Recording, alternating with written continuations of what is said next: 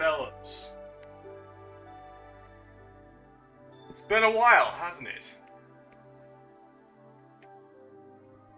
How's everybody doing tonight?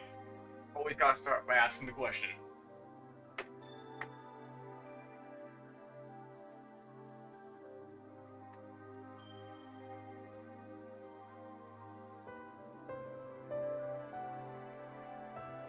Is this thing working?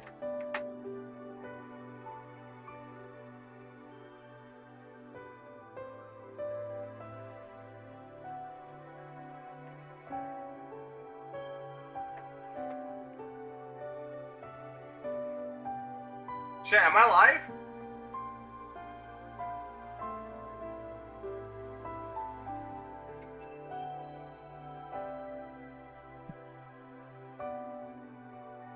Okay, okay. I have the stream pulled up on the YouTube for Nintendo Switch, and it's not starting the stream, so I couldn't tell. Right, it's not even showing the. Dude, where's the chat? Well, something. That's weird. The chat's not moving on the Switch either. Bro, I gotta be able to read chat.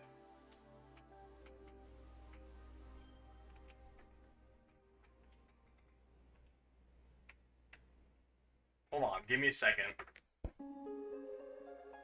I swear, I actually have something planned for the stream. Like, I'm not doing this for no reason.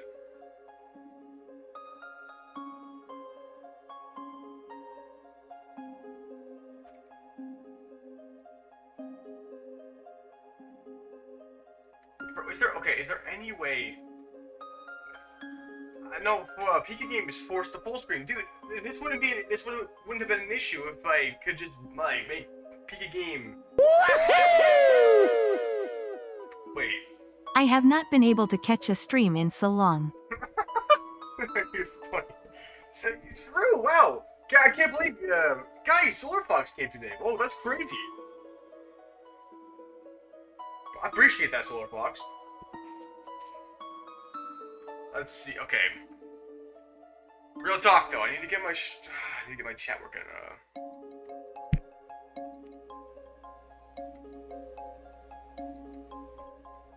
I'm not ignoring you guys. My chat is not loading. It's showing me two different chats.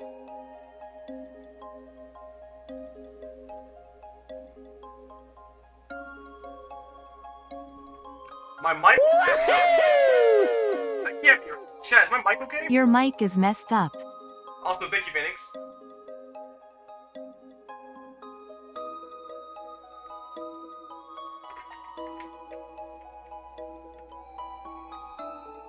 Yo. Oh wait, what?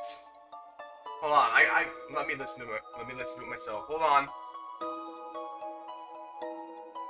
Okay. Oh shoot, that is terrible. What the hell? Yo, okay, we're back. We're so back. Okay. Okay, I guess it was showing that it was the right mic on the software, but it was not. Okay, there we go. Okay. Shoot. Damn. Why is the chat not loading properly, though?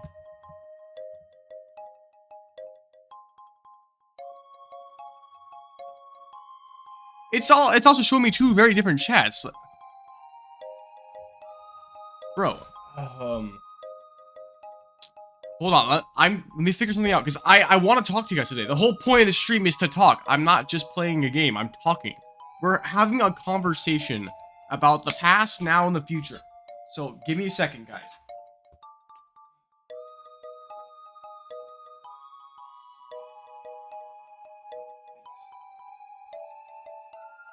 Holy shit, this might be genius.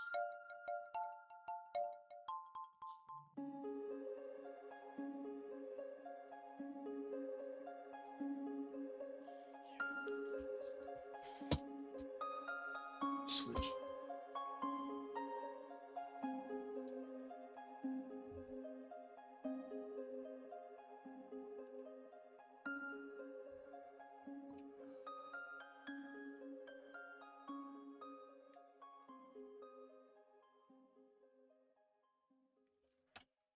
Here, you know what? Okay, I think I figured out a solution. I have one of my old phones still charges properly. It just doesn't have a SIM card in it. So I'm gonna charge that one up, and then I'll load up YouTube onto that, and then we'll finally get the game going. So how about we just talk in the meantime? You know? Oh, we just stare at a blank screen. Have some tunes It playing. started a new stream instead of continuing the premiere. Willinat is washed. What? You're not being for real. Oh shit, it did.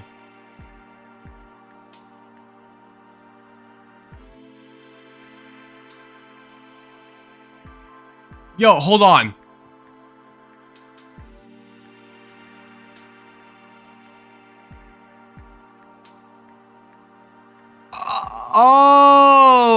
Oh. Okay, I see now. I'm seeing the other stream. Okay. Hold on, I'm gonna fix this. We are not playing tower tennis, baby. We are not playing tower tennis. I may go back to it one day, but we're not playing tower tennis on this stream.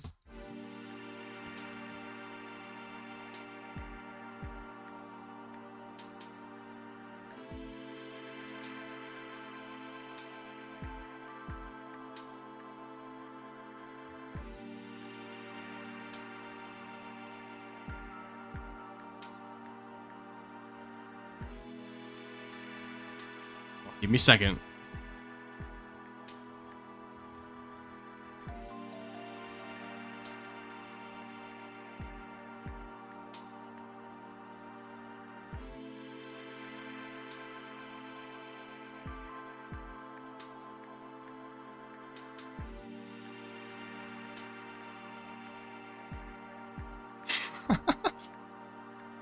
Hacked, to answer your question, I have a bunch of versions of the game in my computer, and I thought I had one like that was able to be played, but I guess not. This is just the one I unzipped, but it doesn't matter. We're not really going after anything. We're just gonna. This is literally just for the ADHD members of my audience. I mean, I don't. Okay, what I'm saying is I don't have any goals for the stream other than just to talk. You know, this is my first attempt at doing a just chatting stream, basically. Okay. I think I fixed it. Okay. I fixed it. Yo, Mr. Root Beer! Yo, your first $10! I have payment. Yo, he finally got a job, chat. Let's go! I appreciate you, Mr. Root Beer. I always knew it. I always believed in you. Yo, is that Mr. Charles Immunities? Horror?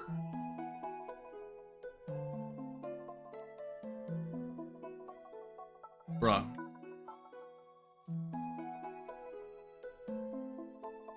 You know what, screw that.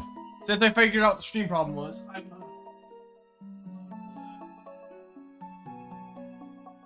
back on my Switch.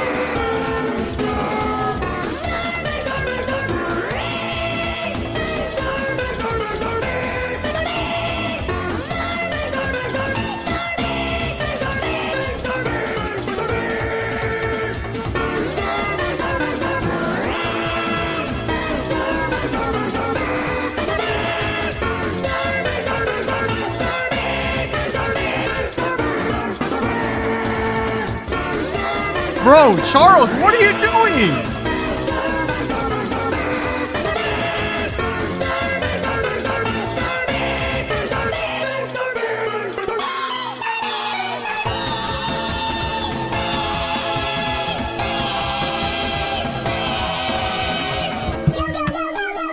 Okay. Dude, what the hell? You know me so well, mate. And you should also know this sound. 3. Dude, even now, that's still insane. Dude, Charles, you didn't have to do that. You know that, right? Like, there's no immunities on this stream. Or, I should say, I'm invincible because I'm not putting myself in a vulnerable position.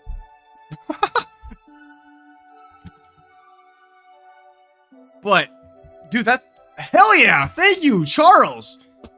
Let's get a W for Charles and Buddy for my first stream back. Now, I finally got the chat loaded up. Okay, we're good to start the game. Now, let's act like the stream just started. My cat is loafing right now. Dude, y'all are gonna just buy me my next vending machine, which I will be talking about on stream too, because that is a part of what's been keeping me away. Dude, Rooster Root Beer, you're crushing it tonight. So, shall we start from the beginning, chat? How's everybody doing tonight? I know it's been a while since we all met together for some entertainment. There's been a lot of stuff going on in the last few months that I intend to talk about on the stream.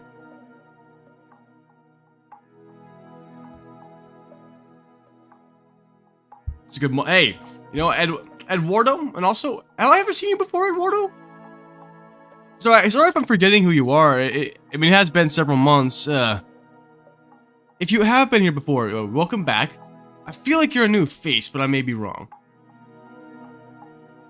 Yeah, it's good to see you again too, NPC. I'm glad you're back. I'm glad you're at least doing all right.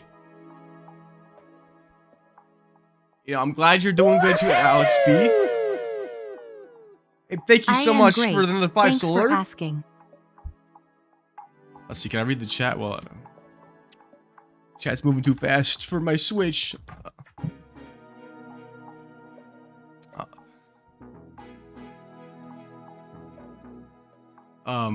Vending machine and oh yeah, Venix did show me something one time.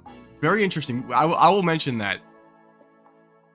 Who is this Venom Vortex guy? I heard he was pretty pissed about the Willy Nat stream delay. Like,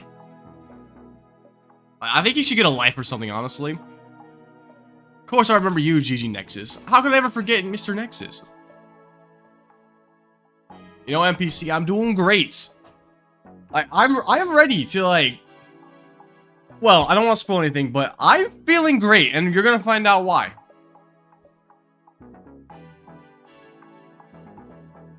Hey, welcome back, Silver Unknown. Good to have you again after a trillion years. I should say everybody, because I mean, it's been everybody's been missing out on the Willy Nat legacy. Yo, let's go, Bruvlo! Dude, Bruvlo got bitches! Let's go!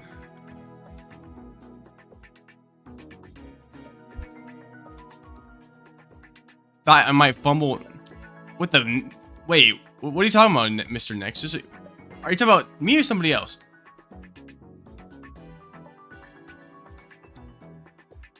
And okay, I'm reading up to see your message, Eduardo. Okay, I have seen you before. Okay. Welcome back then. It has certainly been a while. Let's see. Indeed, Octavio, Octavio. We're finally back. And probably for the long run, too. I think I remember you, Vanix. Weren't you the guy that, like, spent $5,000 on a couple of vending machines? Vaguely familiar. I had a feeling you wouldn't forget about me, NPC. I'm glad. You know, I had a feeling that, or or maybe a better way to put it is, I've always felt like, even though I've been pretty quiet, I've always felt like there was still, I feel like there's always been a spirit of a community that has just been waiting, you know, like, those people who have not given up on, well, on me, on my brand, my legacy, after all this time, and, you know, and I didn't want it to look like I was giving up either. Like, for starts, let me just say, when I said I was gonna start a new channel, which, I mean, and I did, when I said I was gonna start a new, like, I did mean that. It's just then life threw, like, life wielded a freaking legendary star from Fortnite, and crank 90s all over my ass, and like, it was there's been a lot going on, and basically all of this has made it to where I've had to put my priorities towards basically trying to survive. Let's see. Wait, is it pronounced Octavio? Dude, I swear I've called you Octavio, like, for many years. Hey, welcome. Oh, Green Bay! Hey, welcome back, man! I remember you!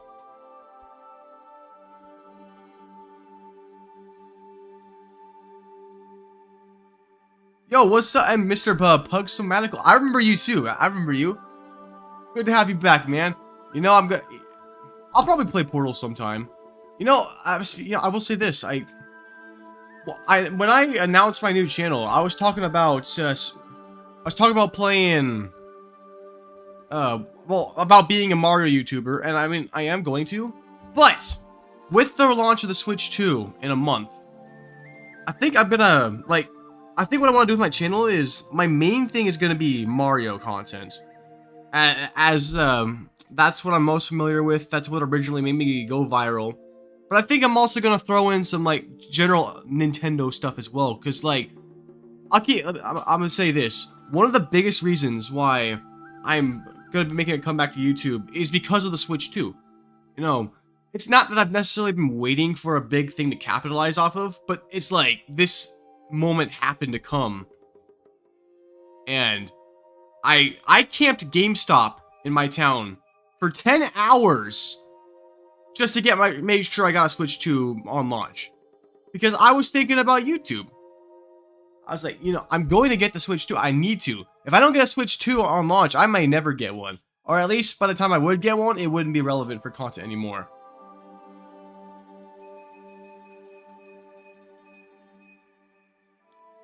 So that's a part of what's bringing me back. But I mean, I'm genuinely hyped for the Switch 2, though. It's gonna be peak.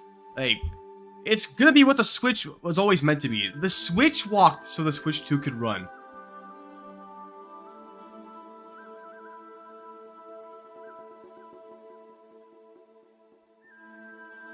Anyway, enough blabbering. Let's keep talking to y'all. Let's see. Okay, so one thing regarding Alex B's message about me being at 87k subs, I do want to address this. So, I know some of y'all were asking, why did I give up on this channel? Why didn't I just keep going? When I look back on it, honestly, maybe if I had kept going, like, maybe if I had kept doing the short streams, even after that long break I took, that seemingly killed my channel, I think with enough time, I could have maybe gotten back to where I was, and then I could have batted 100k a long time ago. But it was like, it was the more of a matter of, let's see.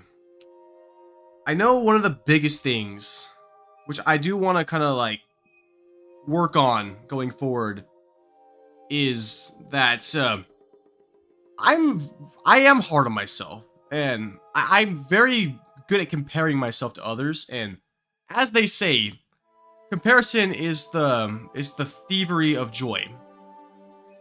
And when I look at all the clips that y'all made from the streams I did, and think about the support I have as a YouTuber, you know, it makes me think, you know, I know I'm not the best, but maybe I'm not that bad, you know?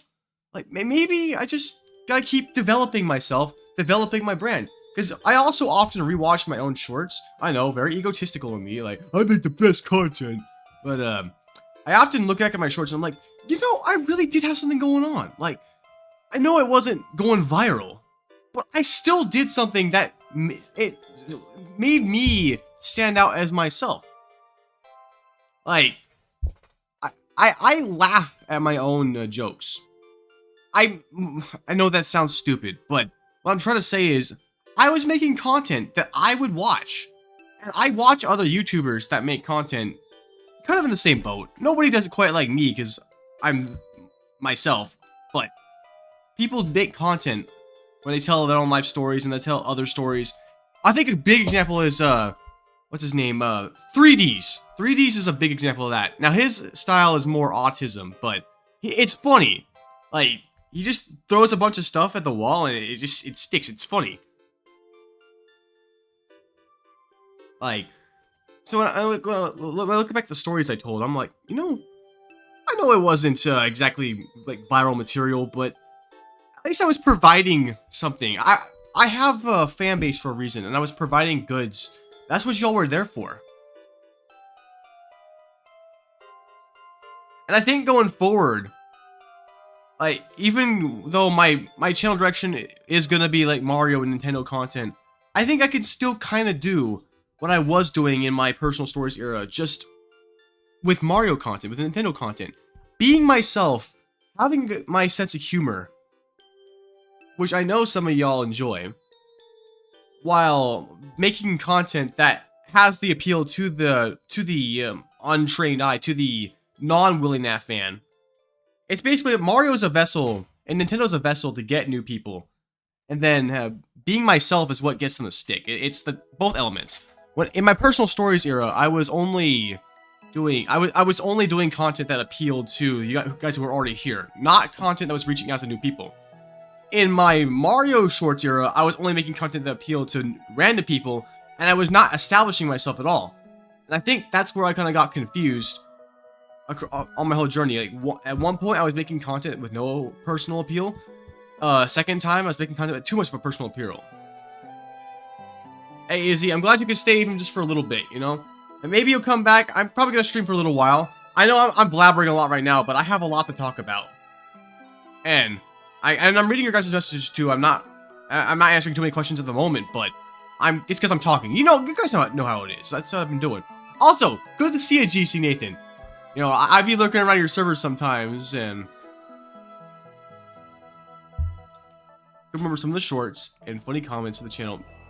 Yeah, it's like, I will say, one of my strengths as a YouTuber, it honestly is script writing, and it may not always look that way when I show a script in text, because it's hard to really imagine how I'm presenting it in text. You know, I might speak it fast, or some parts might make more sense in voice. I think one thing I'm going to do is I'm just going to, like, I'm going to study my shorts as I go forward, but I'm also going to, like, kind of just go for it, you know? Like, I'm not going to be too hard on myself. I'm still going to take advice, of course. Like, I'm mainly talking to Hacked right now, like, because, you know, we got that whole thing going on. I'm going to take advice. I always am taking criticism. It's not always a matter of, like, I don't always, agree with it, but, you know, I always take it. And also, 100 girls and one man. Well, I'd honestly say, in the right circumstances, the one man wins, because, you know, to end the debate once and for all, it's the man, because you give the men some guns, and it's raps. Like, I don't see gorillas being able to beat up a bullet. Yo, it's did you change your name a little bit? But I remember you, I called you Lemon, yeah. Alright, Green Bay, hopefully we'll see you again later. 1,000 gorillas or one Donkey Kong solos. You know where I learned that? From Hack Crusade. Wait, did Hack say there was 8 octillion? I thought it was 30 octillion. Man, look at me forgetting the short. I knew it was 30 octillion. Venom, more like Venom, more like poisoned. Ah. And I think DK at peak strength still beats 10,000 gorillas. Because remember, he has the ability to punch the moon out of orbit. Like, that takes a little bit of strength.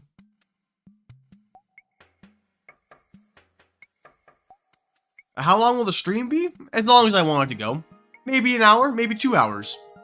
Like, how far in are we? We're already 25 minutes in, and I've still got plenty to talk about. Wow. You know, if I had this kind of energy streaming, in my peak, or I should say in my financial peak, being the short stream era, I probably could have gone even further.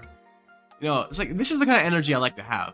And one big thing for me too is I don't feel like I'm not doing good. I think one thing is I do think that taking all this time off is to an extent what the doctor ordered, because now that's been so long since I've had those big numbers. I don't have to feel like I'm not doing good. Like, I see I have 21 viewers right now, and that's fine. I'm not... That's 21 of y'all who have stuck by my side in all the silence. You know, that's a lot of people for that sort of thing. And I got, I've made $150 on this stream. Like, I'm gonna say right now, I know how this may look. Like, well, I'll be doing it on the archive channel. You don't have to be monetizing that channel. You're just trying to farm donos. Don't get wrong. I still like money, but that's not what I'm doing this for. The reason why I chose to do it on the archive channel is because I didn't want to have a stream like this on my new main channel. I want to have the main channel be for, I want it to be mainly for shorts and videos. You know, I might stream on the new channel in the future, but that'll be for different things. I felt like this was more of an archive stream anyway. For the record, Venom, I have played Deltarune. I've played both chapters, and I'm gonna play chapters 3 and 4. Bro, I can't believe Deltarune tomorrow, and some more tomorrows. Well, I mean, 3 jobs if you think about it, because I'm gonna be using my Twitch channel too. I think in my early stages of my new channel, I'm gonna be using my Twitch channel for streaming. I do want to work on the Twitch. I didn't give up on Twitch. I just stopped streaming because life got in the way. Perhaps I should explain what's been going on. Because when was the last time I streamed on Twitch anyway? It was sometime in July, right? Or not July, in January, right?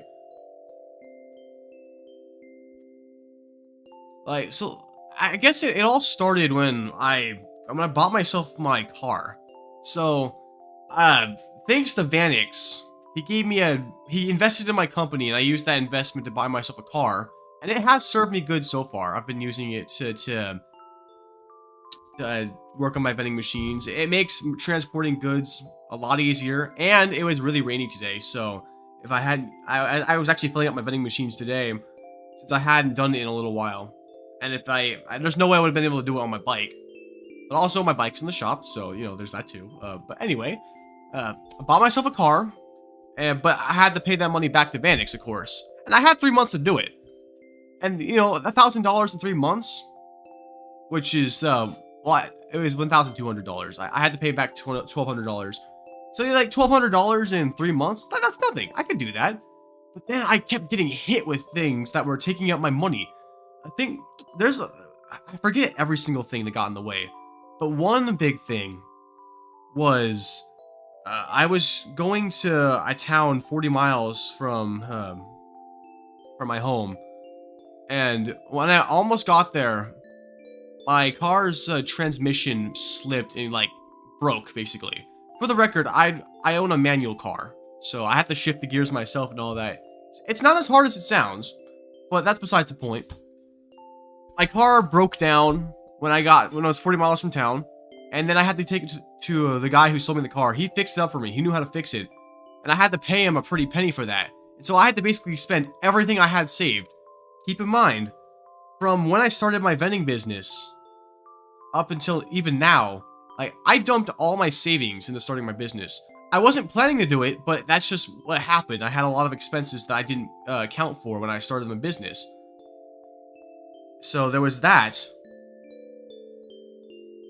Alex, to answer your question, it's a 2000 Dodge Neon. It's a manual transmission. Goes up to 120 miles per hour. I will say this, Tommy.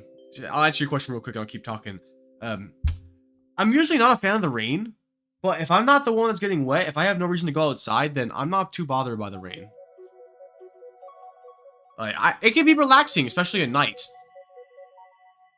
But anyway, so I bought that car, and then I had to go get the transmission fixed, and that costed me almost $2,000. That was a very heavy expense. I had to empty all my bank accounts, and still make some more money to pay the guy back for that. And then I had to pay Vanix back for the car. And there were a bunch of other things that came up too. I kept my bike, I know I was having issues for a while. I had to quit my job at Jersey Mike's because my bike kept breaking down. I had originally bought the car to try to combat the bike issue, but then the car kept breaking down. And then I quit Jersey Mike's because it wasn't worth it. I found a better job at Whataburger, so I work at Whataburger as of now. I work night shifts now, which and I will say, like, they can be a little hard sometimes because I'm often tired on my night shifts, and I know that's weird because I'm a night owl. I'm usually up at night, but I guess it's different when you're working and when you because trying to sleep during the day when the sun is shining on you, it's hard. It's not good for you. I'm basically killing myself working night shifts, but it's what I gotta do. It pays better than Jersey Mike's was. And even now, actually, I'm actually looking at jobs that pay even more. Like, you know, there's a grocery store in my town called HEB. They pay 18 bucks an hour. And I could be working night shifts there. If I could get that kind of job, I'd leave Whataburger in a heartbeat. But and for now, I at least have a job, and I've also been door dashing. I think I was telling you all about how I DoorDash. I've been doing more door dashing, and I've been making good money doing that. So that's helped me get through my my financial struggles. Also, Moonflower, hello! I was waiting for you to come back.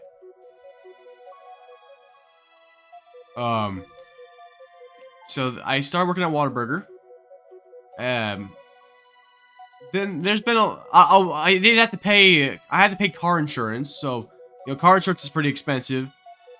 And let's see, what else is there that's been going on?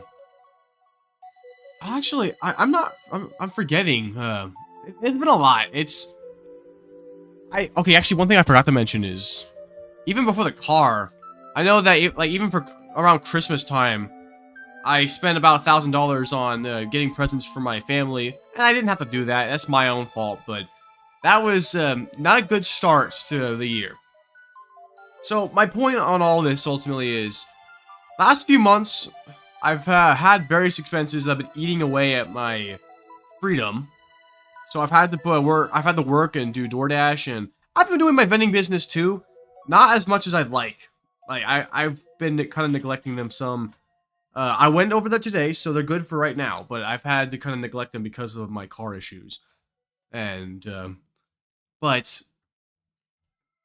now things are starting to look up.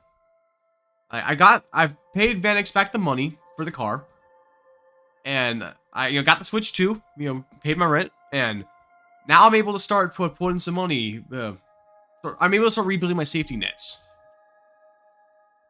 So, I saw Brevlo talking about me going full-time again. Honestly, I've been thinking about it. I know my channel's not in any position to where I'm I can't live off of it right now. But I have been thinking about, when you really think about when you forget the... No, wait, I'm wording that wrong. When you look back on something, your lenses become more rose-tinted. I'm just gonna say it. I'm nostalgic for the days where I would short stream and when I made those shorts. Even though I was being crushed by my the fact I was falling off, it was still I was still free during that time. I was able to sleep whenever I wanted, and I felt more free, and I was taking care of myself just fine. I don't know. When I look back on it, things felt free. And I'd like to do that again.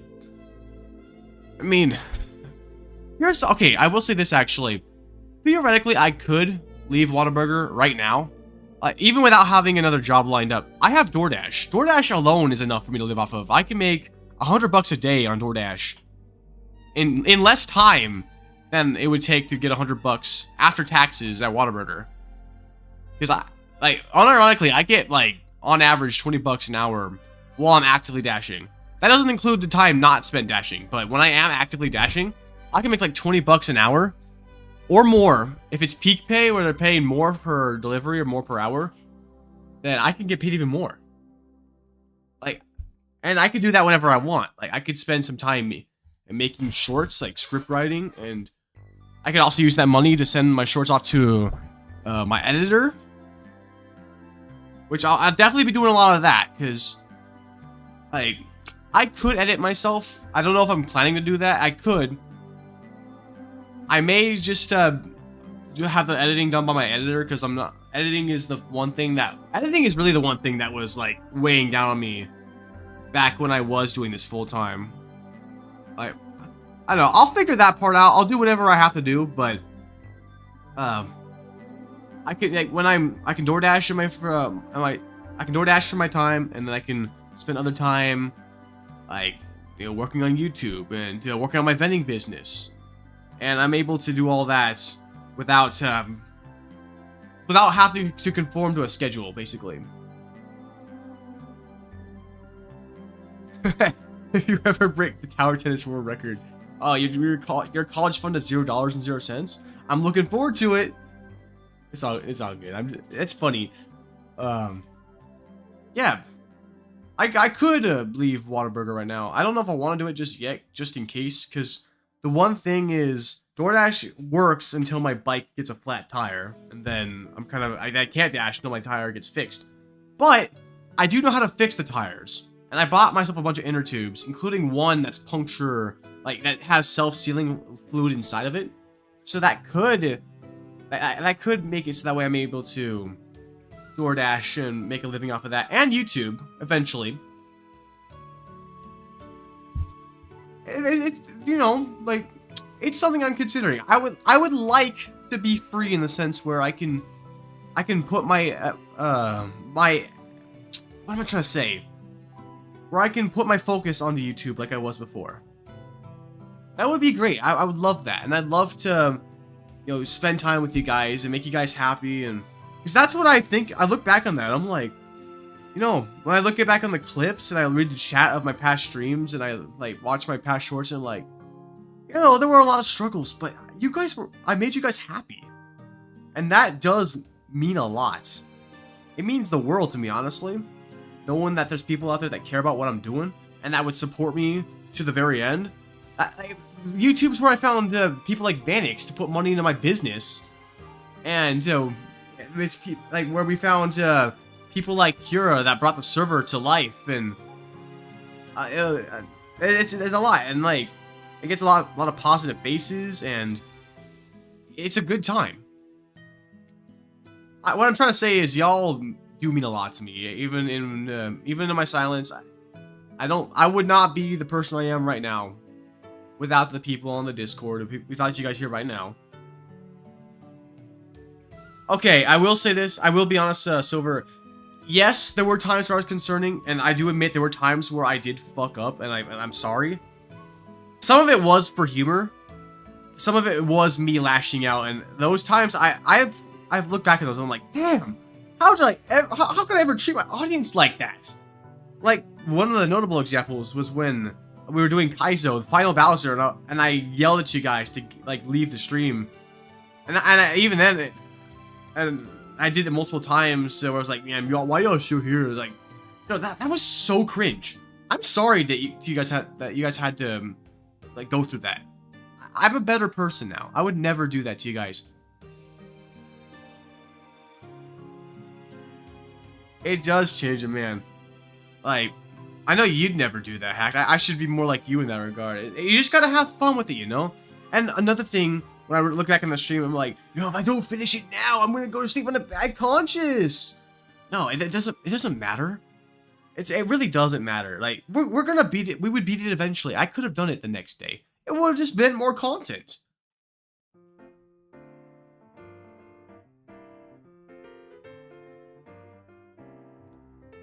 That too, TMC. I will say this.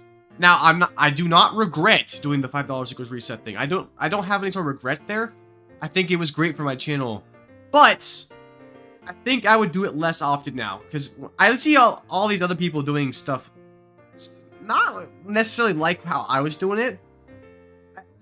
People are doing it in worse ways. There's a lot of content farms, and it's hard to explain exactly. You'd have to kind of just know what YouTube short streams are like. When I look at people who do stuff like that, and when I look at people who I think I overdid it, yes, but I don't regret doing it. And I would still do it every now and then. It could still be a gimmick, but it doesn't have to be. I wouldn't do it like how I used to. I would put more emphasis on making quality content. I'd put more emphasis on making quality content to make money and getting donations from, like, just because people want to donate, you know? It's not a matter of regret. It's a matter of my priorities have changed. This ain't the first time you've played mind-numbingly hard games.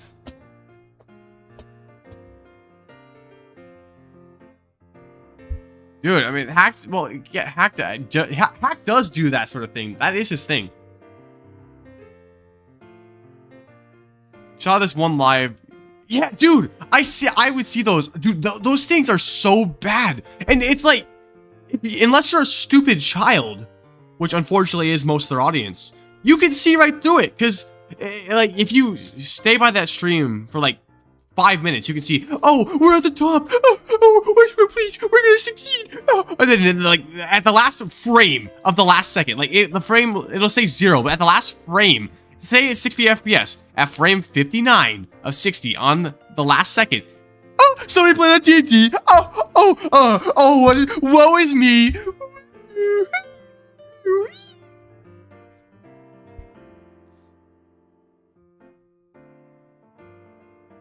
Oh, you being for real, Venom? I mean, I could see that, honestly. Let's see, let me say, I'm your favorite YouTuber. It was sad. You always check.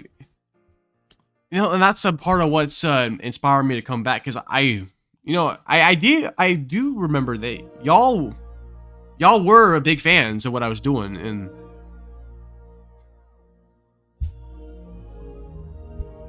like, and that means a lot. So, I'm glad you feel that way, Lemon.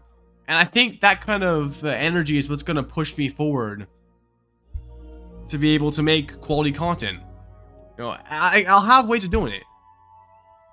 I think one thing I was going to say, talking about the future of the channel, I'm going to start making shorts again.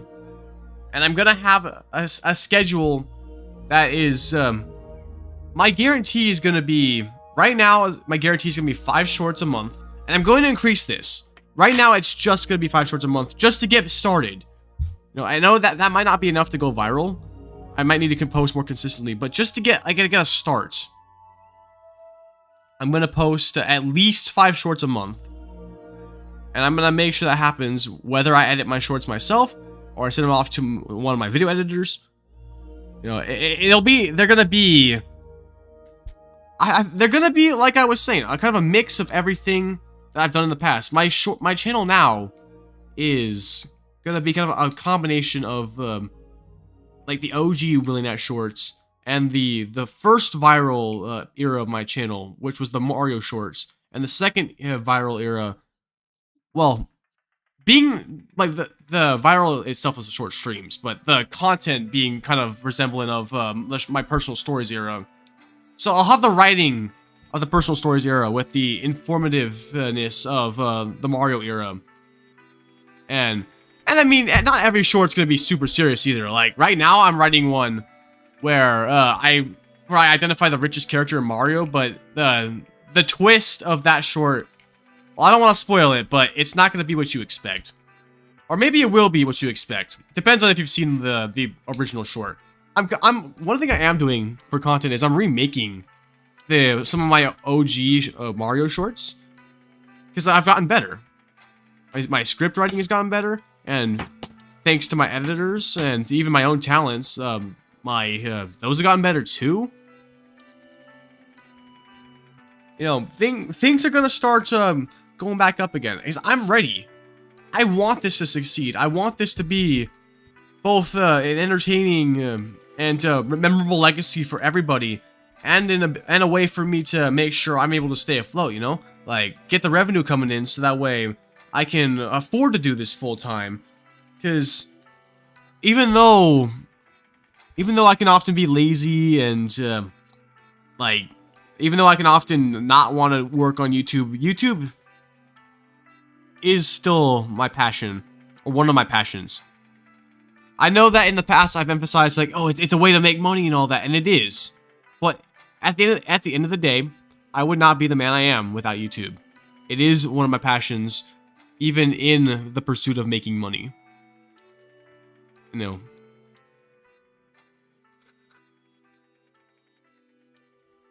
Anyway, do y'all have any questions for me so far? Like, I think we can start playing the game, but yeah, if y'all have any questions for me, like, feel free to ask.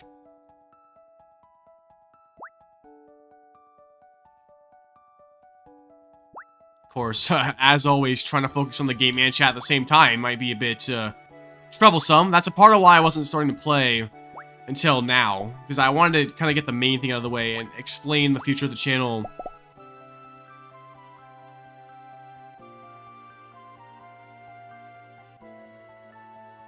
Venom, I'm not stinky, you're stinky. Oh, okay. I see, y'all want a sexy Luigi for old time's sake? Sure, I got you.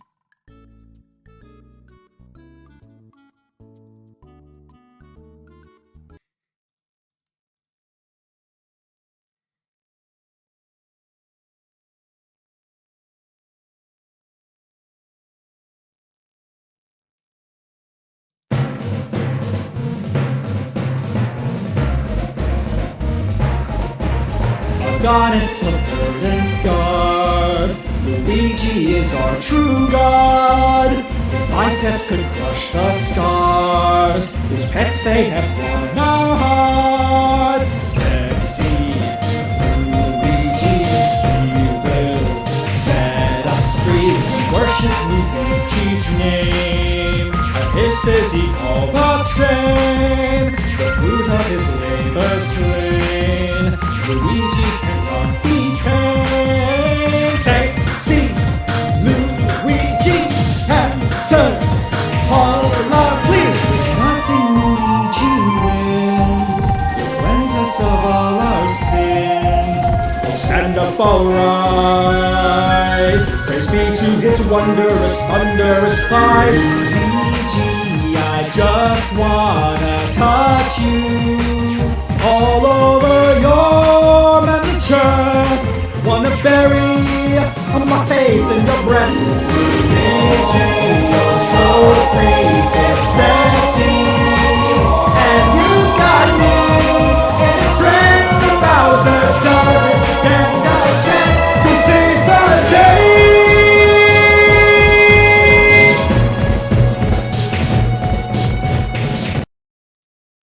Wait, come on, y'all didn't think I was that different, did you?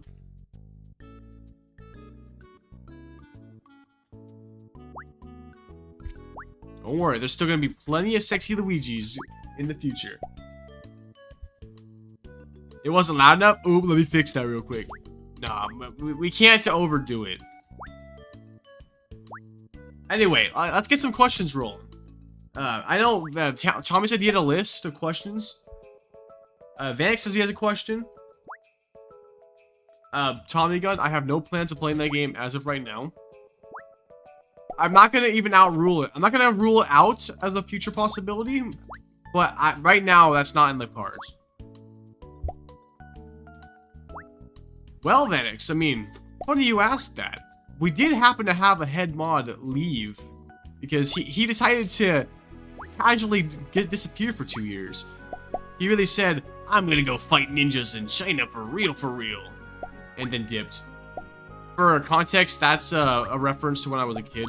Basically, okay, so he's serving a church mission. But when I was a kid, I was like, well, a church mission? What's a mission? Like, you go out and do something, like save somebody? I'm gonna go fight ninjas in China for my mission.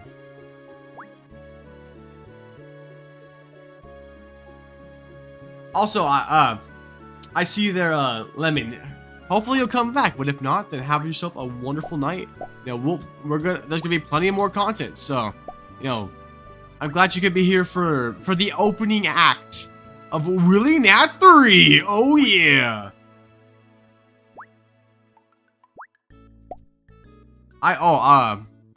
Wait. Well, I know it's not the latest version of the it's not the latest version of the game, but I saw Hack say, "Where's Arceus?" Does this version not have Arceus? Oh shoot, it doesn't. Oh dang. This is just the version of the game I had open. Like, I'm not too worried about it though. This is just for the entertainment. I see it. I just realized there's no Arceus. It's not a big deal. It's just doing this for fun.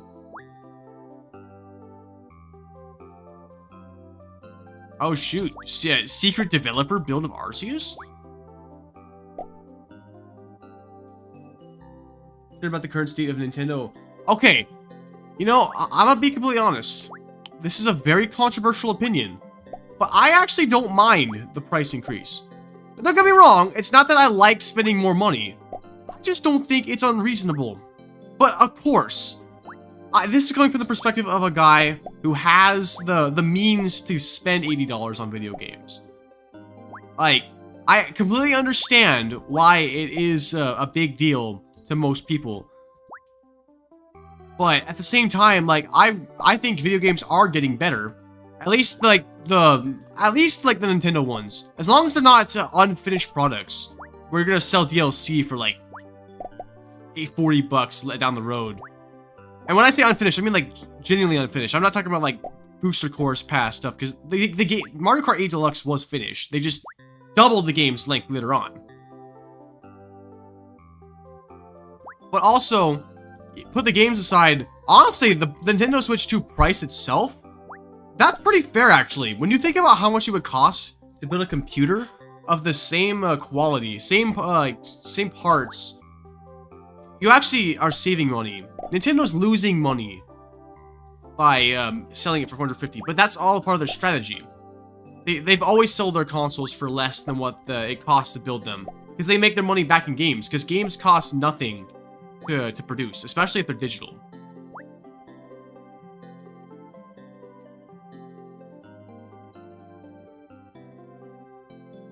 What's my favorite Italian brain rot? I'll have you know, I only watch American brain rot, like Skibbity Toilet and TSPMO and Wilting Rose emoji. I've been seeing more of the Gen Alpha slang. And I've been seeing people be like, OMG, Gen Alpha's cooked. What's the slang mean? Like, dog, we did the exact same thing. Like, I think the people who are saying Gen Alpha is doomed, like, they have some points, but I think they're by and large just using buzzwords to get views. It's all just buzzwords.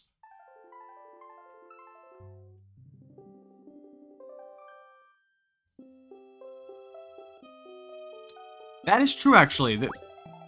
It's all about time and also, yeah, dude, $90 for NES or SNES games at that time. Like, what is that now? Like $150?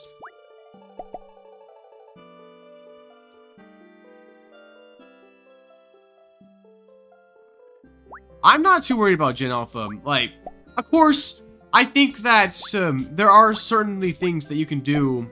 That I think there's things that parents shouldn't do. Like, I do agree that unlimited screen time as a little kid and unrestricted access to the internet is a combination for disaster. But I think, like, let Gen Alpha enjoy their brain rot, because we had a lot of brain rot in our generation. The only difference is we didn't call it brain rot. We called it memes. We called it dank memes. Oh yeah. They're just making the dank memes of today.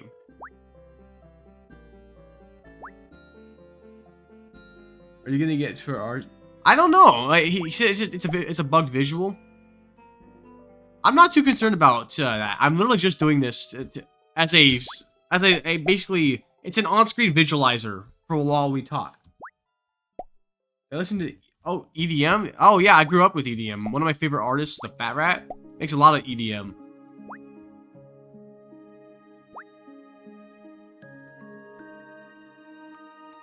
People still trash Nintendo, but that's because they have a preconceived hate.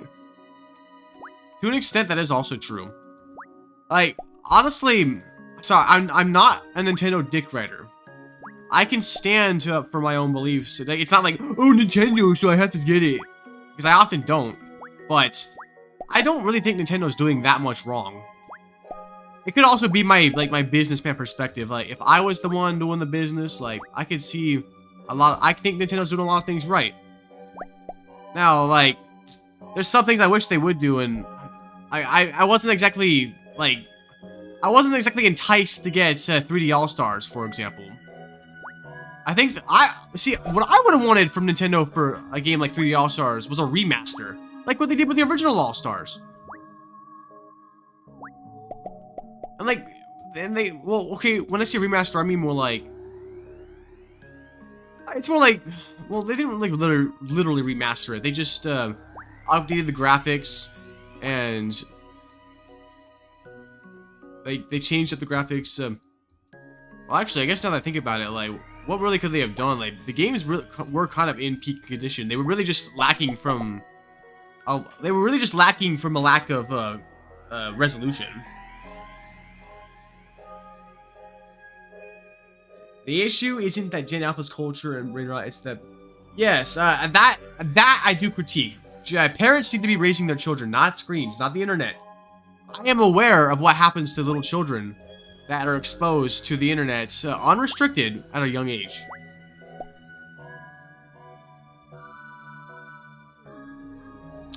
Okay, but Puzzle, like I said, I don't really mind $80 games. I think it's more like, if you're gonna sell me an $80 game, it should be worth $80 of my time. And now, it used to be that the kind of the good measurement was for every dollar the game is, you should get an hour's worth of gameplay out of it. I don't know if that's true now because of inflation. I'm not sure if that's what we should be comparing it to anymore. Tommy Gun, I don't know. If I feel like it.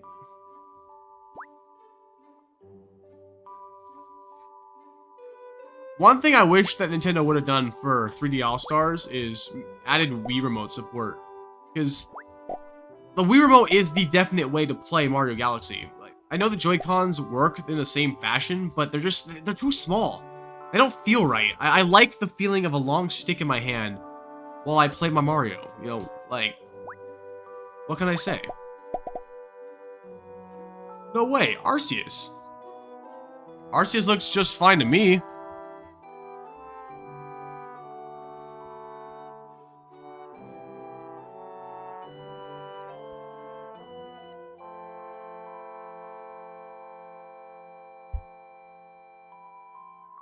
That is true. Oh yeah, you have to...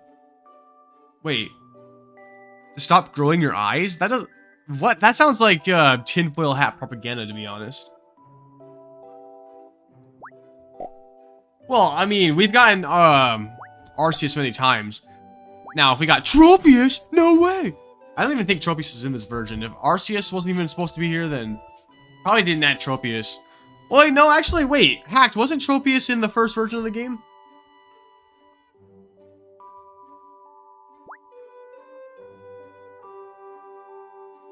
Oh, I heard about that. The $80 games because they're following Nintendo. Oh, Tropius. Okay, so Tropius was always in the game. Now, I mean, if we got Tropius, that'd be cool. Arceus is hella easy to get. That's why I'm not really fazed by it. And what's fun, it's funny though, because like, we've gotten Tropius, I think, 3 times? Although we've never gotten it on this map. That would be an accomplishment, getting it on this map. Of course, I don't care at this point. The Pika game era is long past us. I'm just doing this because I needed something to stream, and I figured This doesn't sap up too much of my attention, like playing Mario or something. Oh, actually, I think I got trophies once off screen. Like, oh, we're cooked. It's all good though. Oh, wait, maybe not. We're probably cooked. Maybe not. Dude, we're cooking right now.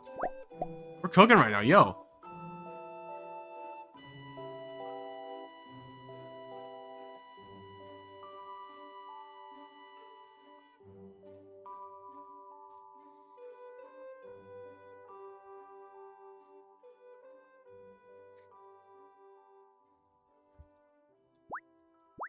Family Guy funnies. Who do you think I am? Actually, I can't think of anybody to slander in that regard. Like, I was thinking of that one time Royal Pear did the ADHD stream. Bro, you know, Royal Pear's got some great ideas. I can totally see why Royal Pear took off. You know, I actually, have y'all ever seen Hack Crusade's Wikitubi article? I was the one who wrote that, and I even talked about how, kind of to an extent, how Royal Pear took off, and how it helped Hacked. Although we were recently looking at Hack Crusade's Wikitubi article as well, and bro, this random named Jumpy Cool, he basically advertised his own it's not a YouTube channel necessarily, but it kind of is his YouTube channel. He went and put hyperlinks on all the Niras in that article and linked it to his own article. Like, bro, and you know what's funny too? You know what's ironic? There was a guy on Wikitubia that was removing a portion of the article I originally wrote because I put myself in there. When I am actually canon in the Hack Crusade history, I have collabed with that guy since the beginning. And then they're like, no, you're advertising, you can't put yourself there. Eventually they gave up because I took off the hyperlinks to myself and Venom Vortex, because Venom Vortex was also there. But then this random guy, Jumpy Cool, I know the guy by the way, he's one of the OGs, but random guy puts a whole link to an unrelated article where they're not even talking about Nira like as Nira as a character. They're saying, oh yeah, Nira was created by Hack Crusade, but mainly Nira is a part of this random Metopia series we did. You should totally check it out, by the way. And also, Hack Crusade doesn't know about this article. Don't tell him about it. Well, no, Venom. I took yours and my hyperlinks off during the OG era section. Both you and I are hyperlinked in the partner section.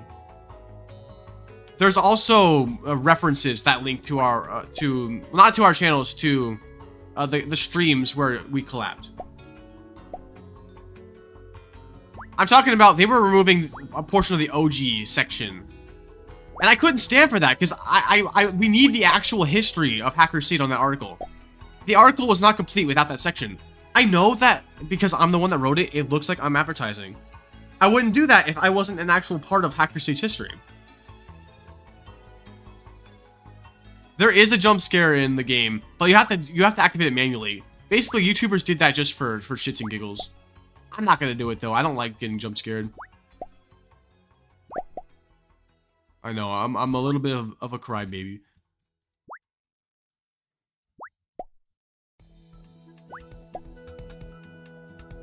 Wouldn't it be crazy if we got Tropius on our first run?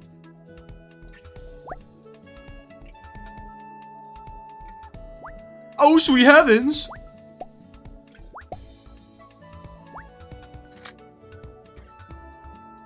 I think this is the end, honestly.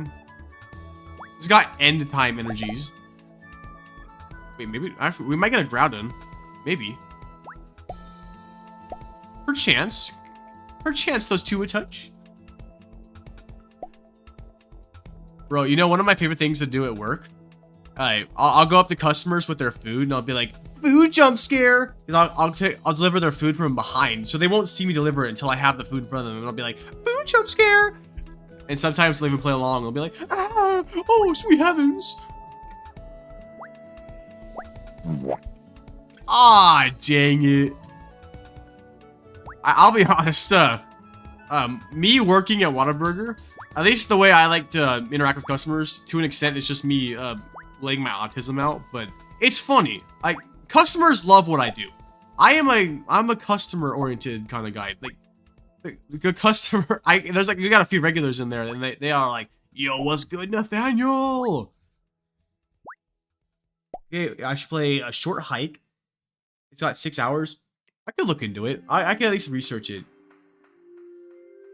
Well, I don't actually jump scare him. It's just I just say the words food jump scare. It's not an actual jump scare.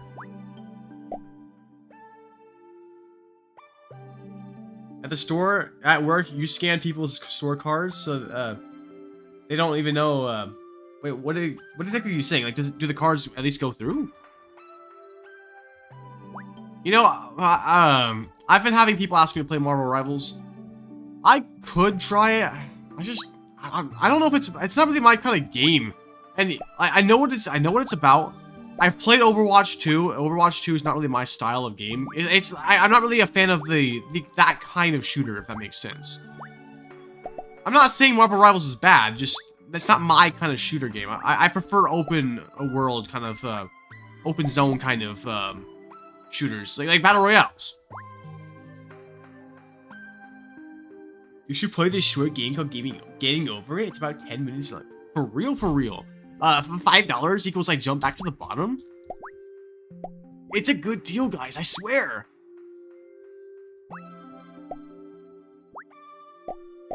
I guess that's what you call it, yeah, a hero shooter. I prefer more open worldness where I'm able to better strategize and go 1v1. I think mainly it's because I often get teamed on in those kind of games, and yeah, I'm bad at video games, sure, but like, you know, it's if I am gonna play a shooter, I like the open world feel. I like Fortnite, you know, Fortnite. I like the building mechanics of it. Like, it just sucks that I know I'll never be like pro at Fortnite. I've tried so many times, and it's fine. Like, I'm not tripping about that. It's just like, it'd be cool if I could ever be that way, but I know it's not gonna happen.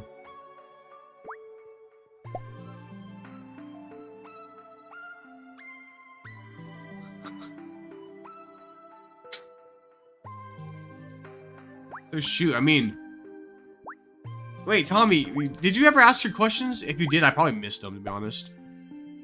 I mean, if I do miss any of your questions, we can talk after stream. It's fine.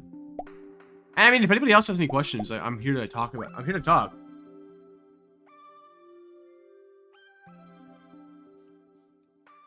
I mean, I think it's more often that I'm like, I play more solo.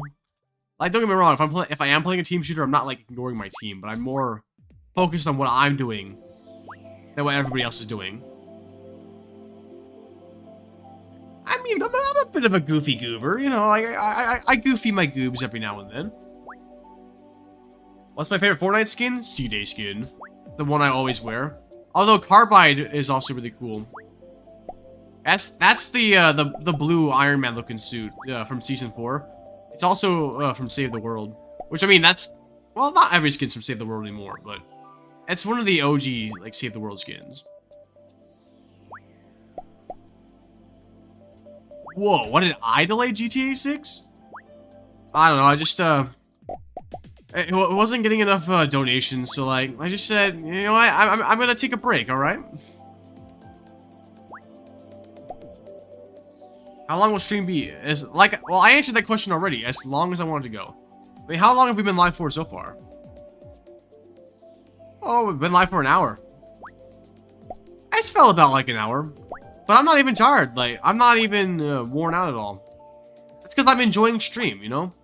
I will say this. One thing that I did experience during the streaming era was not burnout per se, but like some days... streaming for a long time would get kind of tiring. And so sometimes my streams would get delayed because I was kind of nervous. Like, what if I get tired again? What if I'm too quiet to my audience and they think I don't care?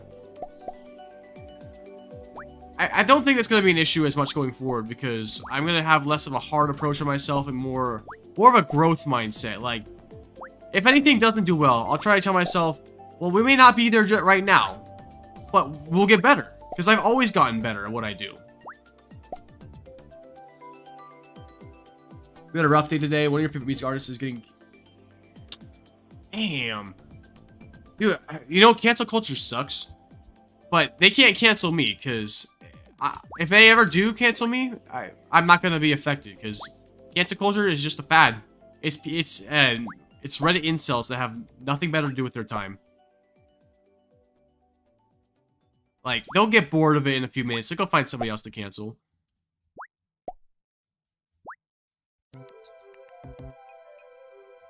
You guys get back into writing? Yo! You know, I've been thinking about getting back into, like, developing my hero story. I actually changed the name of my superhero story. I've shared it with you guys, haven't I? I think I called it I think I told you guys the name of it too. But I'm changing the name to I used to call it The Adventures of Ultra Nathan. Yeah, very egotistical, I know, but instead I'm gonna call it The Legend of the Ultra. I think it's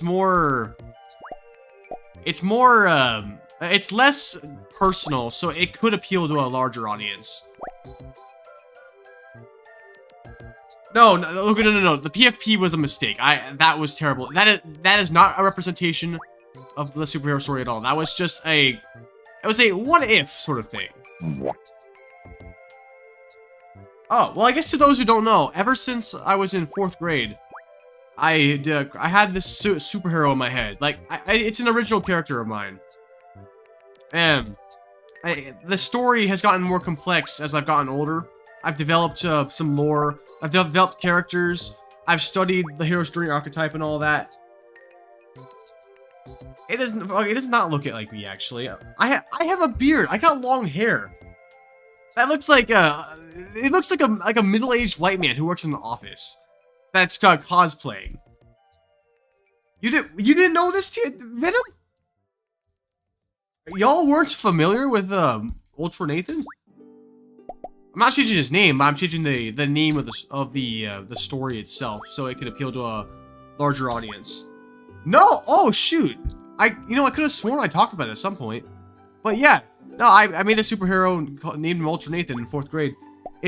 I'll be honest, I stole the idea from the Big Nate series. In Big Nate, Nate's superhero is just called Ultra Nate, and so when I was in 4th grade, I got the Big Nate Boredom Buster, which is basically an activity book full with Big Nate and all that.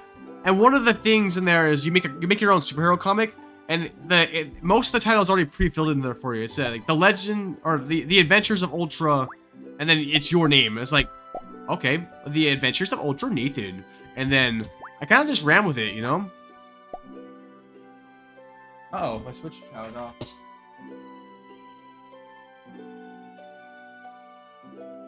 Hold on. Gotta get my chat back up. But, yeah, I made a superhero when I was in 4th grade, and the idea stuck. I never gave up on it. I decided to develop its story, and I'm still doing it, but I kind of have a general plot for a movie. Because that's what I want to do. If I am going to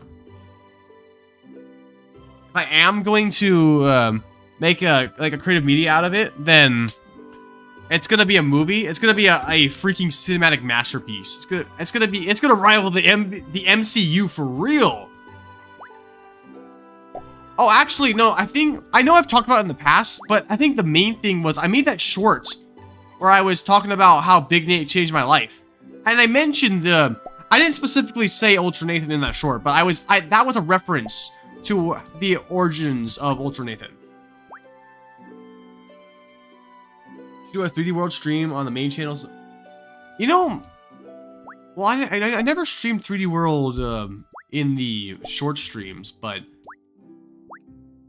I know I did a 3D World live series a long time ago. I'm talking like OG Willy Night era streams. You know, when I think about OG era, I'm thinking like I wrote Hack Crusades article where I talk about the different eras of his channel. I could do the same thing for mine. Of course, I wouldn't write my own Wikitubi article because that's cringe, but if I did have a Wikitubi article, that's how I want it to be structured. Where you talk, I have the OG era, which was the, there was like, I streamed for a couple of years. Honestly, I would say OG era is all the way up until I quit originally in 2023. And then I came back, and the classic Willy Night era was like the shorts before I went viral. You could even say that Classic era included my first viral success. Or you could call it the growth era. Well, I've had 2 growth eras, so it really would be up to the interpretation of the person writing the article. But yeah, like there's the OG era, which was me streaming, and it was mainly me streaming at, like 1 game at a time until completion, and then switching. You just go to Wikitubia and you there's a button to write a new article. But I don't think they let you make an article unless the YouTuber you're writing about has at least 1,000 subscribers. Which means, I guess, if you wanted to write an article about me, you could write about Willinat Archive, because that's where all my history is at anyway. You could make a nod to how I started a new channel in the present era. But I don't know. I don't really care if somebody makes an article. It'd be cool, but it's not gonna be a make or break. Yo, what's good, Axe? You were in my DMs the other day, and I was hella confused because I thought you were Liv. That's why I made that joke. You are, yeah, you're from the Prime era. So OG era was from 2020 to 2022. And then Classic era was I'd probably say, if you want to really lump it in, I'd probably say it's going all the way up until I stopped uploading shorts consistently the first time. So like the OG Mario content. And then there was an era between the short streams era and there was an era after the initial blow up phase, but then the short streams era. You could say it could be like the fall off era, but I'd also say that the short stream / personal stories era was also kind of a fall off era. I'm not sure what I would title it. All I know for sure is Classic Willinat is when I started making Mario shorts for the first time, and up until I originally went viral. And OG era was me streaming originally, and pre-OG era is anything before that. So basically, from the day I created my channel when I was a 12-year-old boy until I was a sophomore in high school, that's pre-OG. Just like Hack Crusade's pre-OG era was from, I think, also 2016 to 2020. Just like me, actually, yeah. You know, it's actually kind of uncanny how similar Hacked and my channels are. And at least in terms of development. We're different people, obviously, but it's because we've been with each other for so long, we kind of took ideas from each other and ran with it. Lambert! Yo! Wait, oh, you're just now seeing my new channel, Silver?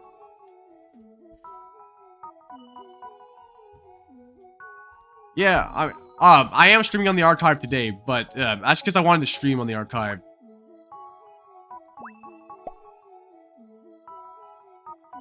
Well, congratulations. You are now present to see the future. Because, like I said, there's gonna be content going there now. I'm going to make an effort to make sure I start posting there. At least, I say 5 shorts a month, so that's like at least once a week. And I have the means to make it happen. I'm ready for this to happen. I'm ready to see. I'm ready to see. I'm ready to reach my true glory. Well, we're cooked, but whoa.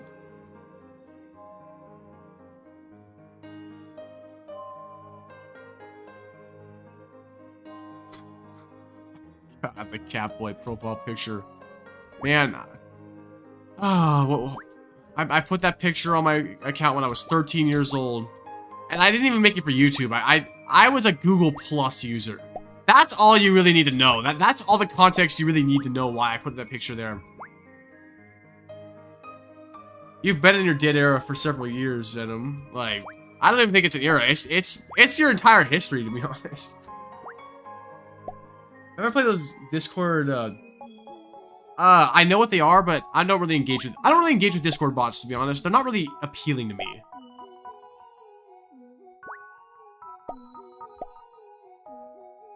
I'm not sure. Honestly, Venom, I don't mean to. I don't mean to discredit you, but I don't really know if you have an OG era, because you haven't done a lot with your channel. I mean, you could say OG era and then dead era, but that doesn't feel right. I feel like you need more eras or more history. But that's just my opinion, because it just feels right to me. Like, don't take it personal. I'm not saying you're a bad person or anything. Just that's how I view it personally. But that is true, though. You were the biggest of us. Crazy as it sounds, because you made that one random video. Random Vortex had one viral video that he didn't even get paid for, and then never again.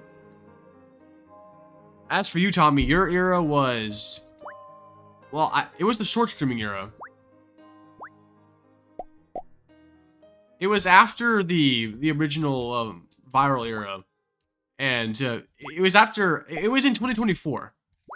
You could... I mean, you could probably call the era between my viral era and then the short stream era You can call it like you can call it the moving to Texas era, maybe, because I did move to Texas in that time. And things changed. Like I started editing for myself again at that time.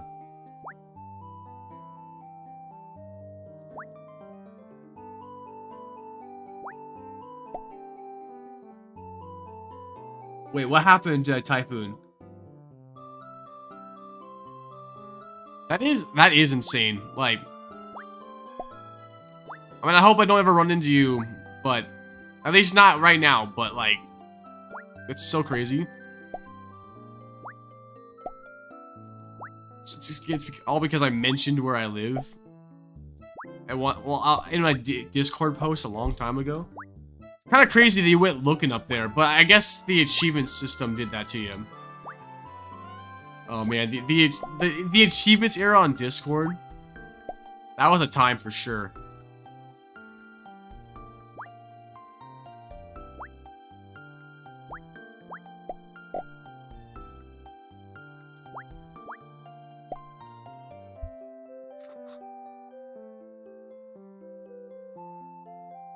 No, I just, so, a long time ago, when I was moving to Texas, I said which town I was moving to. I didn't put my address in there, though, so Tommy doesn't, well, actually, Tommy does know my address, but that's for a different reason. It's for a different, completely valid reason. I did not tell him it, but technically, it is posted online somewhere. I'm not gonna say where, because I don't want y'all sending nukes to my house, but my address is technically public information.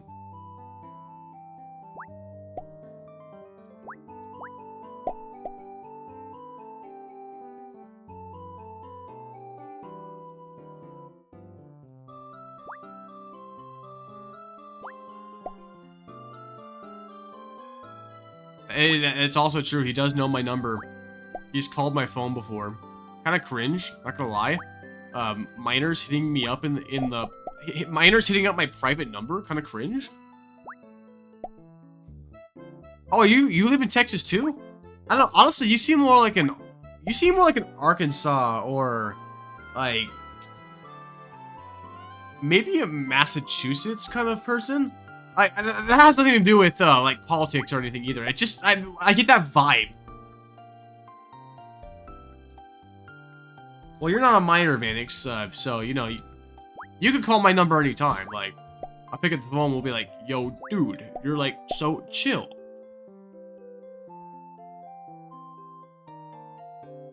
Wait, well, okay, okay, real talk, aren't you from Canada? Like, genuinely, you said you're from Canada, right? You give me a Tennessee kind of vibe, but like, you said you're from Canada, or... Chat, is this Riz? Yo, based silver? I wish I was Texas born and raised. I may not be Texas born and raised, but my children will be. Oh, no, so you are from Tennessee and... Shoot, dude, I could have sworn somebody said you were from Canada at one point.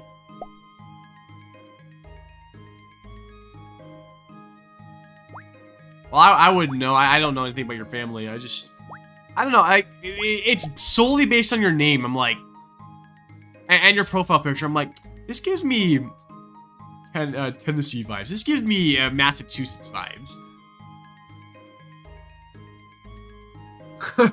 I do not say eh. I bit a copy, eh? You need triple A, eh? Need a part, eh?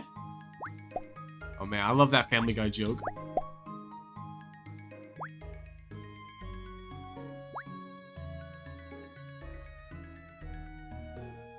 Wait, Goofster, haven't you've been in my chat this entire stream, haven't you?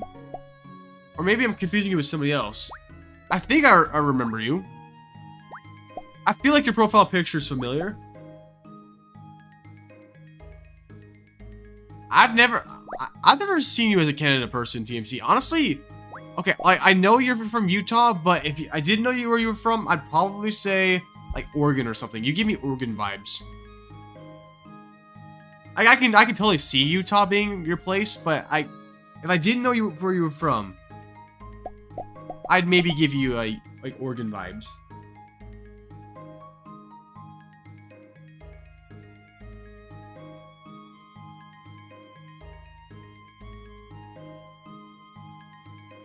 Let's see. As for you, Fish, I don't really know you all that well. Just based on your profile picture, maybe Washington? Maybe? That's the closest one I can think of. I'm not really sure about you. I'm thinking Washington seems like the closest. If you have somewhere you're from, yeah, I don't remember either. You're from Arkansas, aren't you, Typhoon? Pretty sure vibes you give off. Let's see. I definitely California vibes. I don't think you're from California, but like definitely California vibes. Chicago. Wait, but okay, no, Chicago. No, Chicago isn't a state. Chicago's a city. Well, isn't Chicago in Colorado? Shoot, not me forgetting my maps.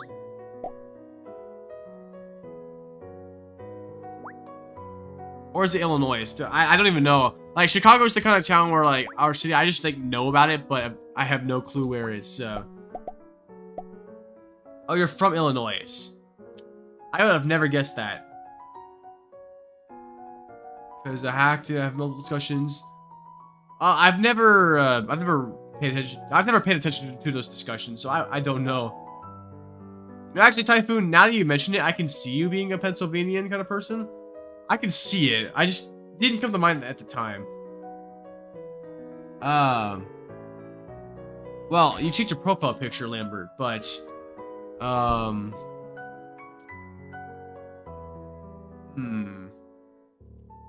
you give me, I'd say you give me Massachusetts kind of vibes. You know, I could totally see me being a Florida man. It's probably the green in my profile picture, and also like my my free speech spirit. Like, I don't care what those darn liberals have to say. I'm gonna say what I want. I could see me being a Florida kind of vibe. Oh wait, move. I actually remember you saying that now.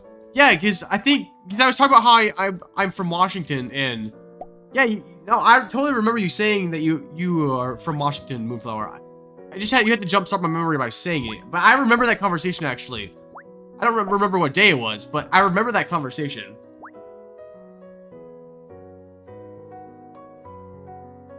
When you get a job, I mean, $100 is $100. Like, I do anything for $100.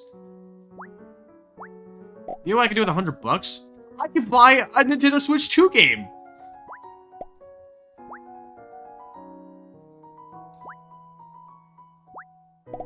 But you won't be getting a job for a few years though, Tommy, because... actually, well, no, it depends on what the legal working age in Texas is. Probably gonna be at least a couple of years, maybe a year and a half. Oh yeah, I mean, the game has at least an hour's worth of content, right? I would hope that game has at least 1 hour's worth of content, like... I'm not the kind of guy that's gonna, like, play a game for 30 minutes and then just, stop. And not unless I'm tired. I know I've had extremely short streams before, but that was only because I got tired. Like, right now, I'm probably, like, an hour and a half in, and I'm feeling great. Like, I could keep going. I could keep going for at least another hour and a half, honestly. I have a lot to talk about. Even though I think I've kind of already discussed, like, the future of the channel, I don't think there's anything I'm forgetting. I'm kind of here to answer questions and play Pika game right now. Oh, did you turn, are you 16 or are you 14? Because it really just depends on what the legal working age in your state is. Like, in Washington, where I'm from, you can work as young as 14. Or actually, you can work as young as 13 if you're... And actually, I think it's even younger if you're working, like, agricultural jobs. 16. Okay, I was gonna say 16, however, is generally where you're able to start getting jobs. And I will say this. Yeah, take a word of advice from an old man. Get a job right away. The more years you have to save money, the more well off you're gonna be. Like, I wish I had gotten a job when I was 16. I should have tried more to get a job when I was 16. I just didn't, like, know how the job market worked. Because the thing with jobs is, you're often going to apply, but get no response. And it's not because they didn't think you're the one, it's because they're either not checking their, hires that often. Maybe they're not in immediate need of people. Or, maybe they want you to call. Some businesses want you to call them, even if you apply. I know it's kind of stupid, but that's how businesses tend to work. Now, personally, as a businessman, I wouldn't do that. Like, if I'm looking for somebody, I am not going to wait around to hire somebody. Of course, I'm going to hire somebody that's qualified, but I'm not going to, like, sit around and be like, oh, yeah, you have to call me, and then we have to go through 20 rounds of interviews to get paid to $10 an hour. Oh, no, Tommy Gunn, I'm easy to convince, but Hack Crusade, he doesn't... Hack Crusade would never listen to you. Like, you're kind of lucky. You're like, I'm gonna be real. You're lucky that I listen to you as much as I do, because I really shouldn't. Not in the sense of like, oh, I'm so much better than you, Tommy. Not in that sense. Like, I think that you definitely have lucked out with the kind of, what do you call it? Like, is it okay to? Nah, I don't even want to say it. It's gonna sound bad in context. Like, I'm just gonna say this. You have got more of a connection with me than you should. And I don't mean that in a bad way. Like, you just, like, you have more access to my DMs, for example, than I really realistically should be letting a minor have.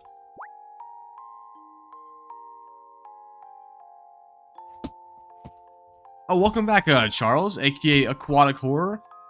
Let me make sure I didn't miss any important messages. Let's go to hiking with a 70-pound... Damn! Man, I mean, you're pretty strong, though. That's what I've heard. He's a bit of a big dog.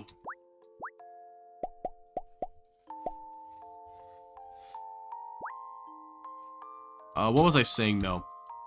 Ultimately, all I'm saying is, you're not going to be able to convince Hacked. Hacked avoids minors like the plague.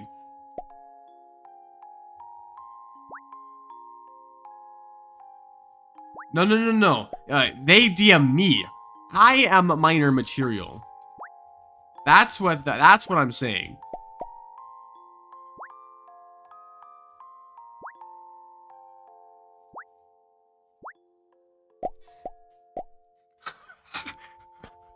I may not be gay, bro, but, $20 is $20.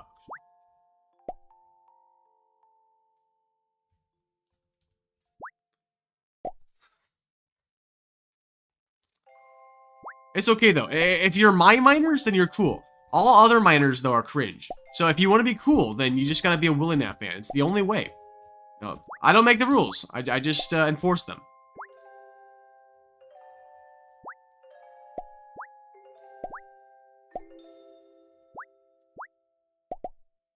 Oh, no, I'm pretty open about that. I'm 20. I'm gonna be turning 21 this year. That's right, I'm gonna be legal drinking age this year. Not branded minor, just like get a big W, get the Willie Nat W tattooed permanently. I'm surely you won't have any regrets. No teenager has ever regretted getting tattoos on their body. Like, this is a fact.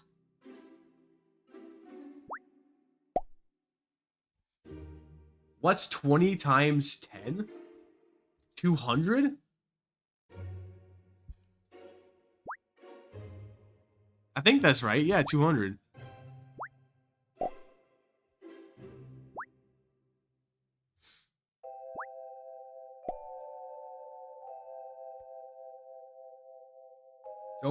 Don't make it weird. Well, okay, that's what I was worried about. Like, can I call a minor my friend as an adult? That alone sounds weird. And when I say friends, it's more like I welcome, like, you're welcome to play Fortnite with me, or like I will answer you in the chat. It's not like I'm like, oh yo, look at me, I'm spending time I'm spending all my time with minors, like these are my bestest friends ever. Like, it's not like that per se. Whoa, you're not. There's no way, dude. I don't think he can do it, man. There's no way. And I'm not even saying that to debate him. Like,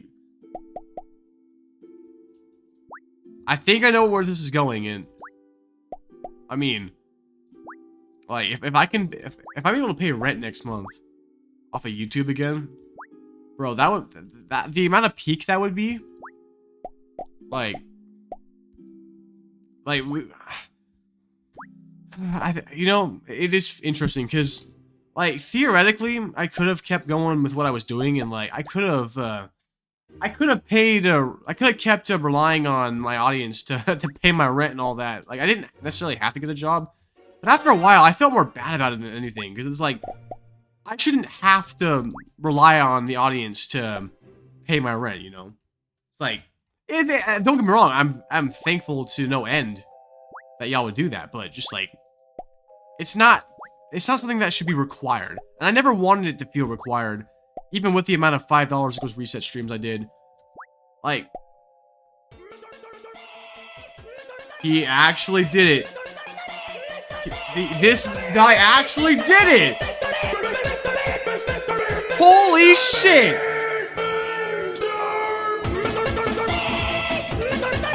Dude! If this was a $5 equals reset stream, we would have no problems.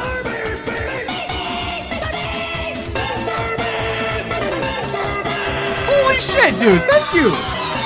It's like, genuinely, I don't deserve that money. Not after spending 4+ months not doing any content. Like, dude, this is gonna be the start of something huge.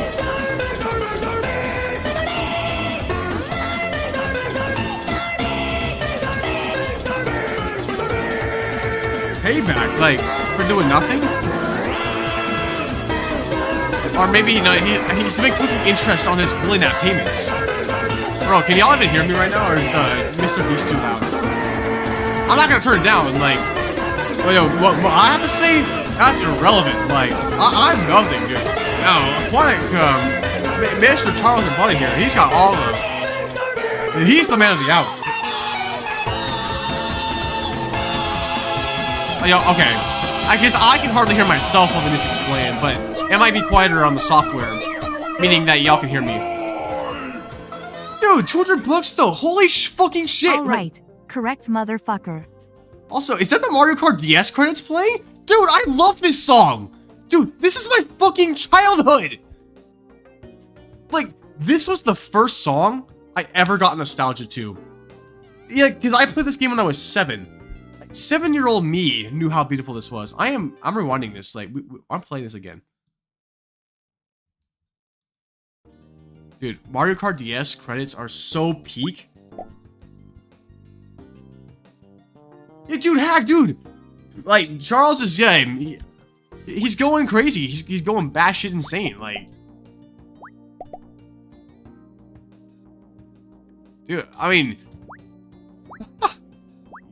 you got that right. Like, I'm still the same Willie Nat as I was before, just improved. think that what is another thing, like, I've never really been afraid to just to speak my mind on YouTube, and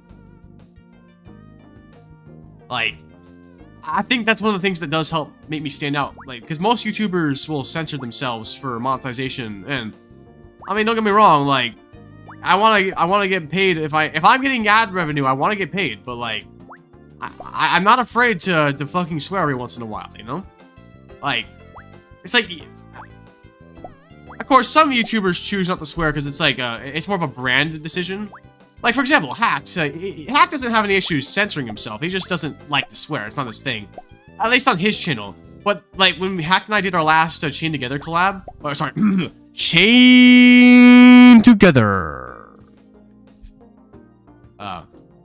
When we did our last collab, he was like, oh wait, this isn't my channel. Fuck, balls, shit. Looking back on that moment made me laugh.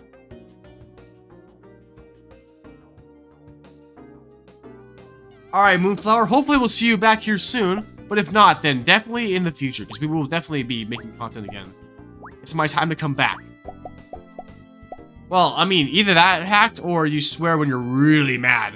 Like, there's only 2 times when Hack swears. It's either when he's not on his channel, or if he's really pissed off.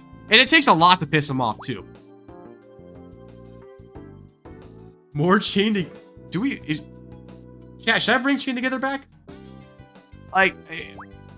I feel like I was playing it because it was trending. But it was also kind of peak, though. Like... It was peak entertainment. Like... What do y'all think? We never beat the lava mode run.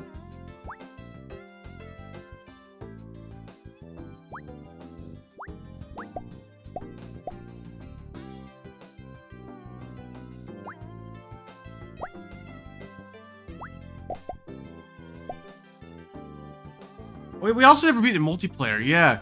Dude, it's so crazy, because the only reason why the game gets hard at all is because of multiplayer. It's like when we were doing the Champions Road all those years ago. Do you remember that day, Hacked? You and I were on call in, like, 2021. We were grinding...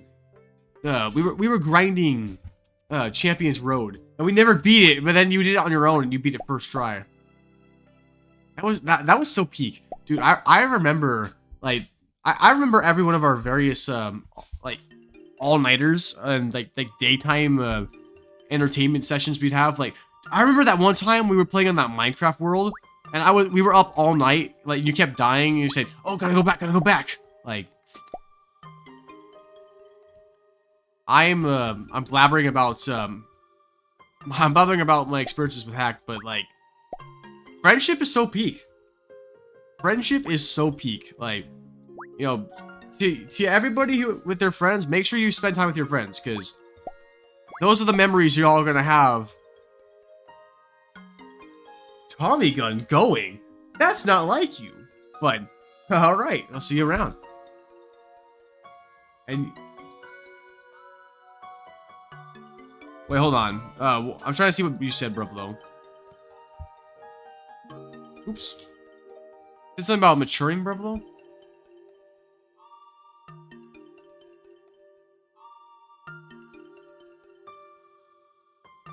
I'm looking up the chat a little bit. You know, I've been hearing people talking about repo. I mean, I could try it. Oh, shoot. Screaming black. Is the screen still black for y'all? It should. I saw it go black on my end. Is it black? Oh, it's not black? Well, yeah, the screen froze because I was looking at YouTube Studio, but... Okay. Yeah, YouTube was acting up on my end then. I've heard people talk about playing repo. Maybe I'll do it on stream. You know, how about that? I could play repo on stream. That might be fun. I will say this. Playing games on stream is different for me than, like, playing games on my own or even in, like, private calls, because when I'm doing on stream, I'm also presenting. I'm putting on a show. And that does make a big difference. Because there are things that I would try on stream that I wouldn't do on my own. Or even just with friends. Likewise, there's things I do with friends that I probably wouldn't stream.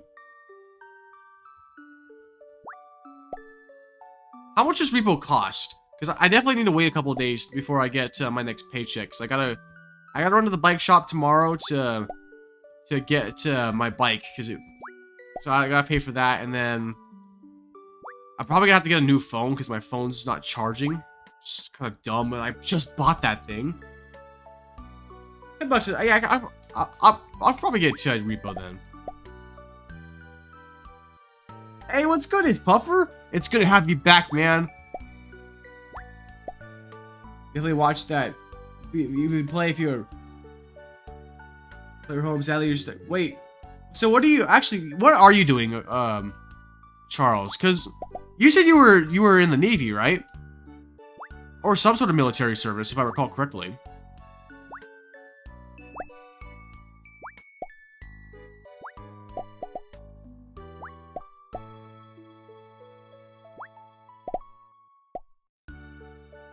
No, if it's only $10, I can just wait until I get my paycheck. It's only a couple days away. It's not a big deal.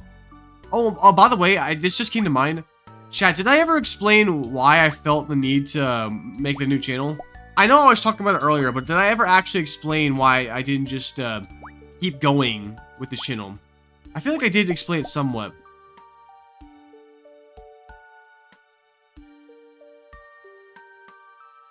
Hold on, I missed Charles's message.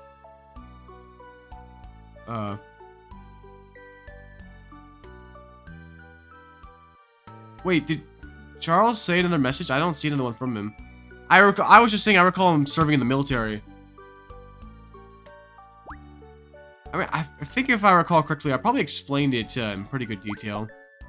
Just in case, just to recap, but basically, I just, at the time, I felt like after I took my break on YouTube from short streaming per the request of Royal Pair, I felt like there was no way to get my audience back, and then I was crushed by the numbers, and it was just going down every day, and I was like, well, this must be the end of this must be the end of this channel, so I figured I didn't want to see inflated numbers anymore, and to be fair, I had been falling off for a while anyway, so I felt the need to just start anew, you know? Like, you start anew, do it better now that I've learned a lot. Marine Corps. Okay. I thought you were doing something. Because Marines, that's like the hardest one.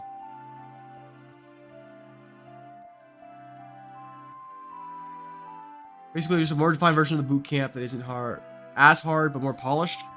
I mean, that's fair, actually. Like, nothing has to inherently be hard to build you. Hard stuff develops character, but it doesn't have to be hard. You can there could be more optimal ways of doing things. It's like working out, for example, and I'm no working out expert, but working out doesn't have to be inherently hard. It can be, if you do it right, you can get stronger while not feeling like you're burning yourself out.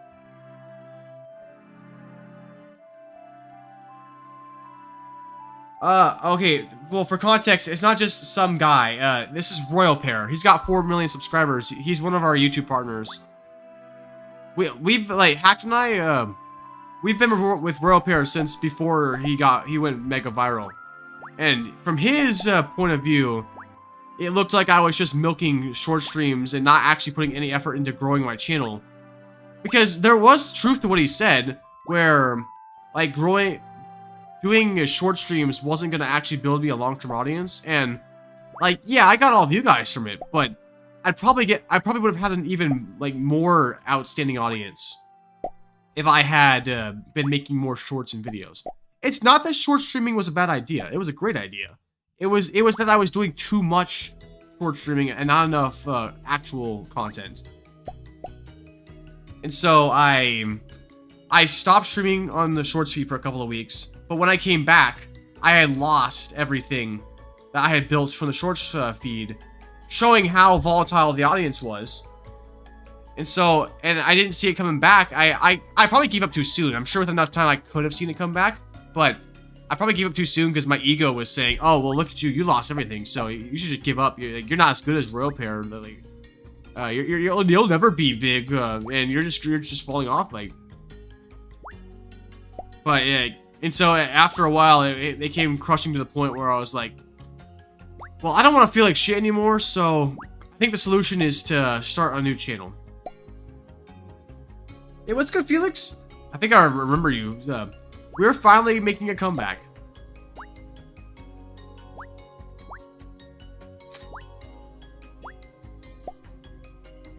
It looked like someone else told you to take a break. Well, yes, a break, but it wasn't like a break from YouTube. It was a break from short streaming. But just for the record, I do not have any spite against Royal Pair for this. Royal Pair was not wrong to request I do that. He was just looking out for my channel, you know? We're all looking out for each other at the end of the day. We're all friends, you know? Like, I think Royal Pair... I both think he had the right call for my channel, but also didn't. Only because, like, you know, if I had taken that break after I hit 100k, even though I fell off and started over, at least I would have had a silver play button, you know? At least I could have gotten that far. I would have made it for sure if I hadn't stopped. Like, we were so close. You know, but, like, hey, maybe in the long run, it's what I needed to realize that I was doing too much of the easy stuff and not actually prioritizing real content, you know? Like, I'm trying to find a rhyme or reason to it, but it's like, maybe in the long run, it'll make us better. Like,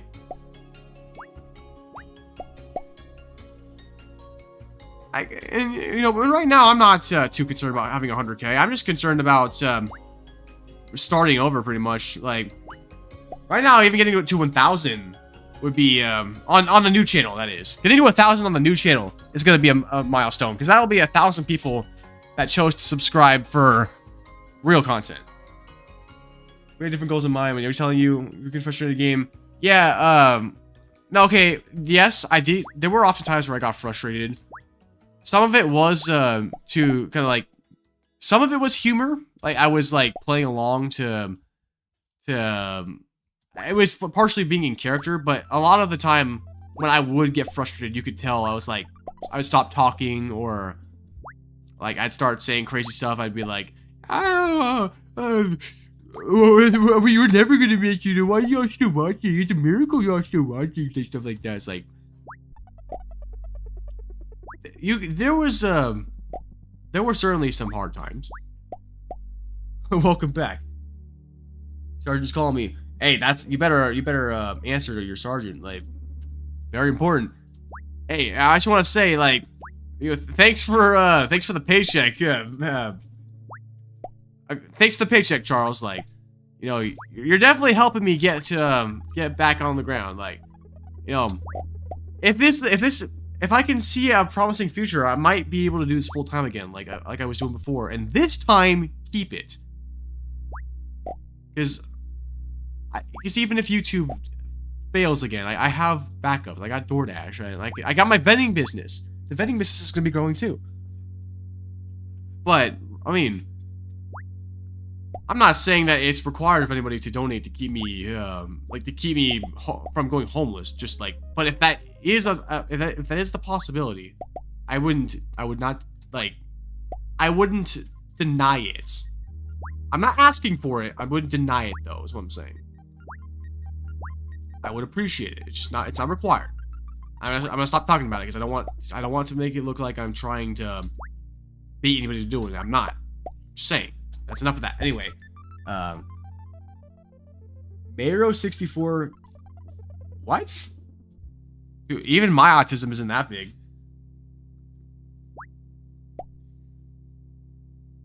You know, I do wonder, like, I'm talking about doing Mario Nintendo content, but, like, I do kind of wonder what else I'll do, because I definitely want to have more of a entertainment focus rather than just doing factual videos. I think one thing that my channel does well is I'm good at combining entertainment with giving out facts. Like, I have a more laid back, like, you know, I'm not actually being too serious about the facts of the video per se. Like, I'm educating, but not taking a serious educational approach.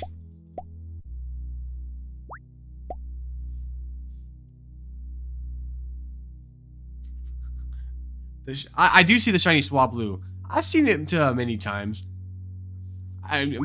Y'all probably expecting me to be like, no way, a shiny? Ah! But the difference is when you're playing a game like this and you're dropping Pokemon all the time, the odds of getting a shiny are suddenly a lot more common than you think.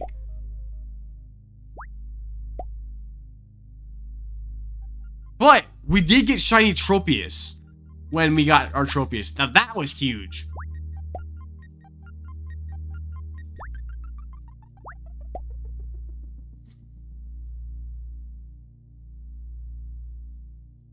Sometimes you just gotta start fresh. Yeah, well, I mean, you know, I will say this. I do think that taking the last few months off and really just, well, I mean, it's kind of a forceful taking off due to my circumstances. But now that things are starting to look up, I think having those several months off to really let my YouTuber sense recharge is what the doctor ordered, because I can have a fresh perspective. I don't have to. I'm not psychologically battling with myself, feeling like I'm not actually doing as good as I should be. Because for the longest time, I was like, well, dang, you know, even though I knew I wasn't gonna get the numbers I was getting before, I had the expectation of myself to do so. Well, since it's been so long now, yeah, it's not ingrained in my head like it used to be, if that makes any sense. When you develop expectations, it takes a while for you to adapt if you're going down. If you're going up, it's easy because you want to go up. But if you're going down, yeah, it's hard. But it's been so long now, so I'm good. I'm chill. It's rare not to get a shiny Tropius because you. That is true.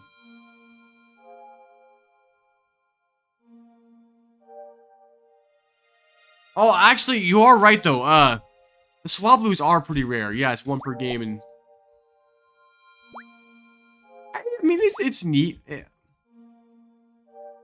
You have a grudge against shiny Swablus because oh, actually, 99% catch. Damn. I'm sorry to hear that. That's tough.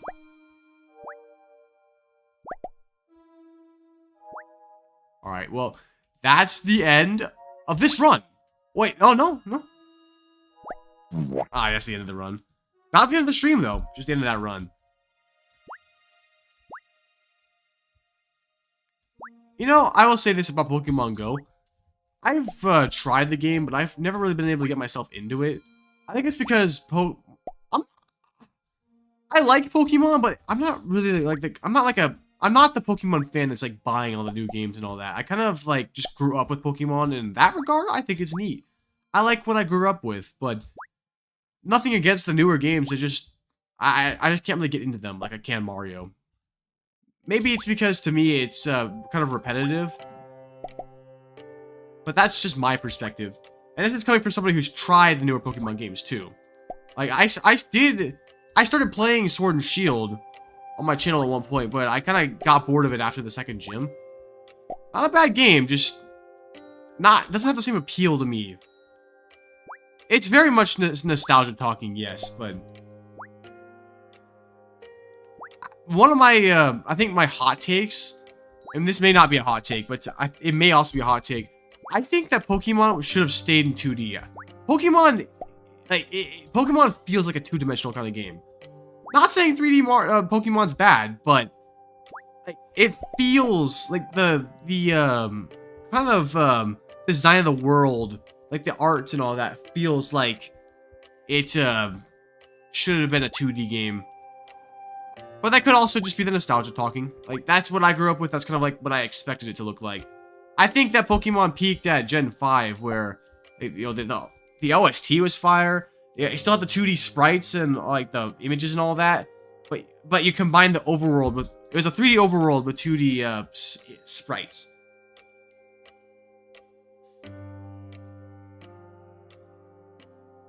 Rave. All right. Oh, was Sword and Shield just bad? I mean, I only got through maybe a quarter of the game, so I mean, I couldn't say for sure. Maybe I wasn't a big fan of maybe I wasn't a big fan of the progression. I do feel like Pokemon games have gotten, well, no, they have definitely gotten easier, and that's not necessarily a bad thing. I'm not sure exactly why Pokemon doesn't hit the same for me like it used to. I like what I like, you know? But it's not like Mario where, like, I'm always hyped for the new Mario game. Like, Mario Odyssey was peak, Mario Galaxy's peak, 3D World's peak, like, and I bet the next Mario game is gonna be so peak. Dude, I hope that the next Mario game unironically does beat out Galaxy. I do not want Galaxy to be my favorite Mario game anymore. I want it to be the next one.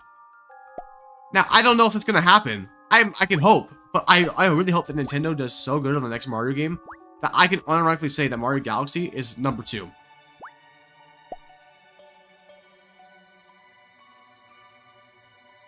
Really, they feel easier. I mean, okay, except for the Pokemon Gen 4 remakes. I will admit that Cynthia, I know what Cynthia's like. But you know what's funny is I enjoyed the Gen 4 remake more than I did Sword and Shield.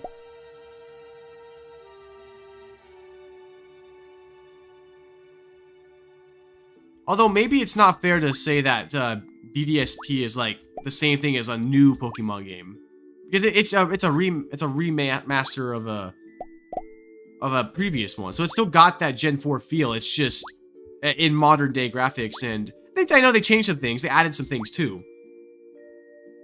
But it's at its core, it's a faithful remake of Gen 4, and I think that so it's got that old Pokemon charm.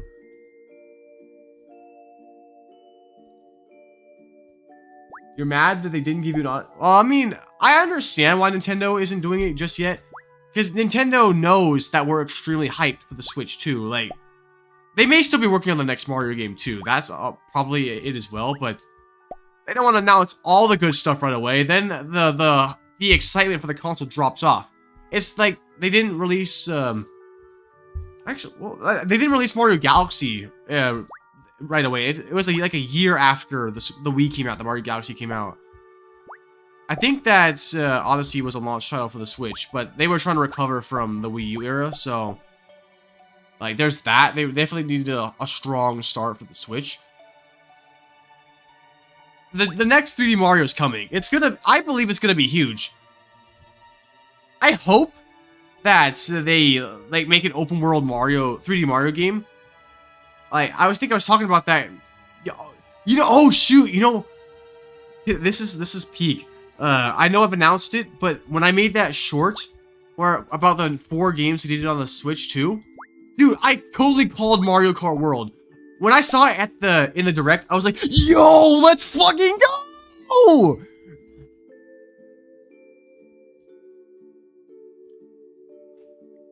Like, I've been asking for an open world Mario Kart game for years. It only makes sense. Especially when you consider a powerhouse like the Nintendo Switch 2. By Nintendo standards, that is. Oh, Zoner. Yes, so, the channel I'm streaming on right now, that used to be just Willinat, is now the archive, because I started a new channel. Because I wanted to start fresh, because I had ran this channel into the ground. Maybe I could have kept it coming if I had kept streaming and like all that, but at the time I felt like there was no hope, and so I decided to start a new channel. And so if you look up Willinat now, you'll see this one first, but if you look for Willinat, like just Willinat, you'll see a new channel that has about 270 subscribers. I'm just getting started on the new channel. We're gonna get back to where we were on the new channel. But I gave up on this channel and I made it my archive. So everything I've ever done is on this channel. It's an archive of the entire legacy of my channel. Now I'm choosing to stream here because I don't want to have a stream like this on my new channel. I feel like it's more... This is more of an archive kind of stream. Yeah, I've been hearing about that, Venom. Yeah, Donkey Kong Bonanza. When I look at the gameplay footage of it, it does have that Odyssey kind of vibe. Unironically, I'm not a Donkey Kong fan, but I might get Bonanza. I honestly think I'm gonna try Bonanza. It does seem like it would be fun for... It seems like it's in my tastes. And it probably would be good to play to have knowledge for my channel as well. I think Bonanza is going to be pretty relevant to the Mario content.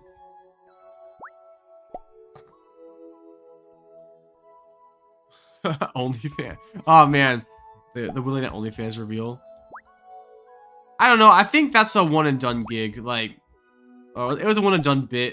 Like, I had technically done that bit before, but you know, y'all were asking for the OnlyFans reveal. I was like, okay, 69K subs.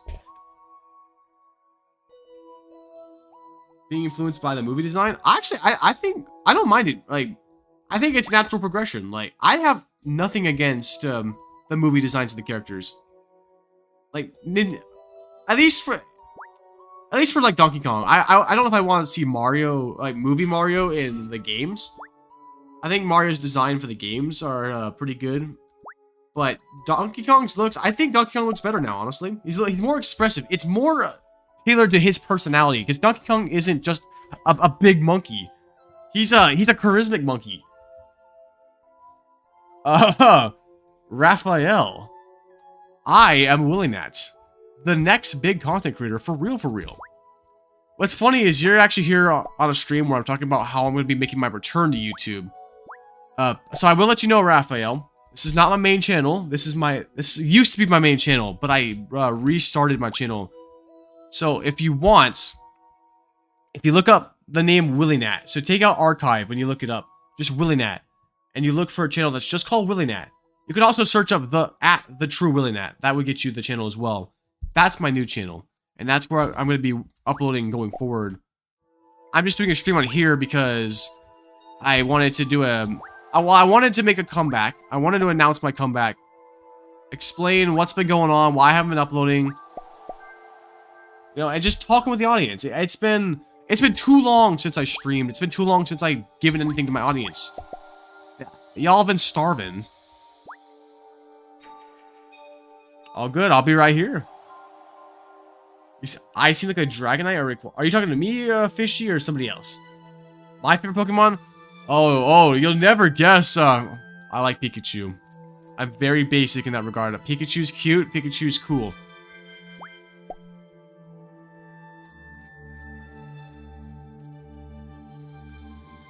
But don't get me wrong. I think Dragonite's cool too.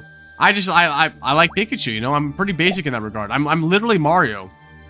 You know, that's a joke that we've had going, at least between me and Hacked, where I'm literally Mario, because I'm literally like the default character for everything.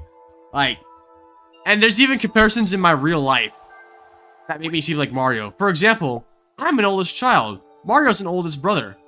My youngest brother, which happens to be like how Luigi's the youngest brother, is likely going to be taller than me. The same way that Luigi's taller than me, or than Mario. That's true too. I play as Mario or my me in Mario Kart. I'm like literally Mario.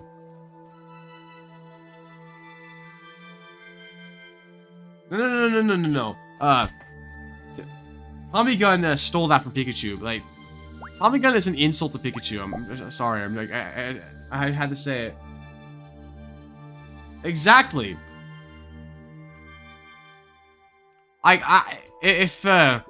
I'm literally Lego Batman from Lego Batman. Like, I'm literally Donkey Kong from Donkey Kong Bonanza. Like, I'm literally, let's see.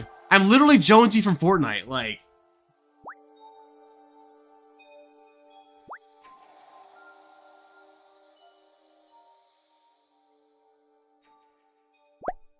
I do think that, I think that Generation 7 of Pokemon was interesting with how they added a whole, like, it was a whole separate region that was, like, the designs were unique to that region. That's something we hadn't seen before, at least to my knowledge.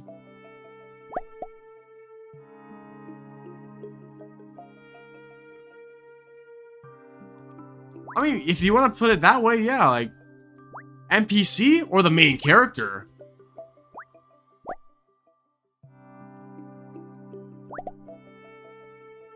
I mean, likewise, I joked that Hacker Stage Luigi because I mean, Hack's not the older. Well, no, wait, no. Well, no, Hack is older than me, which is a Mario trait. But like, Hack would have been taller than me. Hack and I are the same height, but Hack would have been taller than me if he hadn't taken drugs as a kid. So like that's a Luigi trait, and also if you count my archive channel, I'm technically bigger than Hack's. And in the same way that Mario is more popular than Luigi, but Luigi has a more dedicated fan base, kind of like how Hack Crusade is. I'm not saying y'all are dedicated, but like Hacked, the people who watch Hacked have been there for like forever. At least the ones that watch him now. I have a dedicated fan base, but I think Hacked has more OG fans, is what I'm trying to say. Maybe that's not the best comparison, but it makes sense in my head. Oh, I know you will be, Tommy, and I'm glad you'll be here by my side till the day I die. You know, it's sad one day. One day, I'm gonna die, and there'll be no more Willy Nat.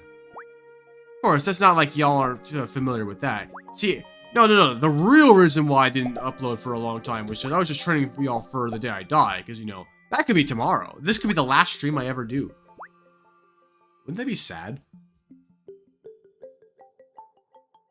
I mean, maybe just a little bit, Vanix. Like, you know, like you've made your way around around the ropes a few times. Like, you've helped me make some progress in life. Like,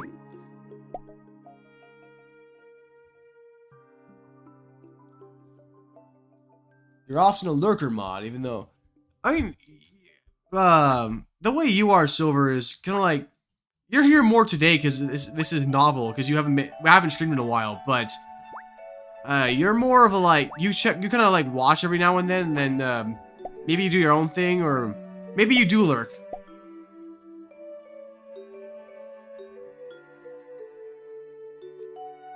All right, Alex. As long as you can hold yourself, I'm gonna hold you to that. All right. When I'm dead, I'm gonna come to your house and be like, Alex, the people need you. Wait, well, Tommy, didn't I give you mod on my on Twitch? I feel like I did.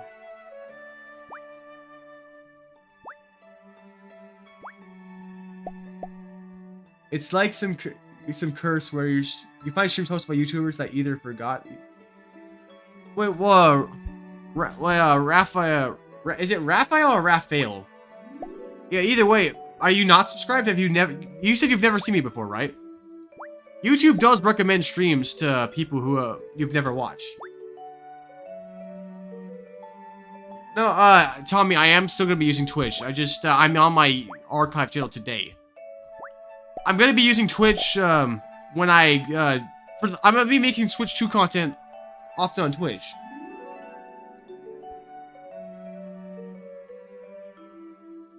You often end up having two streams. Two streams are gonna be neat. Well, I'm glad to hear that. You know, I come into your streams every now and then. Of course, you haven't been streaming too much either, but like whenever I see you live, I might check out what you're doing. Hey, welcome back, Lemon. It's good to see you again. I knew you'd be back. How long have I been live for? Let's see. Oh wow, I've been live for over 2 hours, and I feel great. Dude, I'm loving this. Like, I'm so glad you guys are here tonight. Like, thank you guys for being here tonight. Like,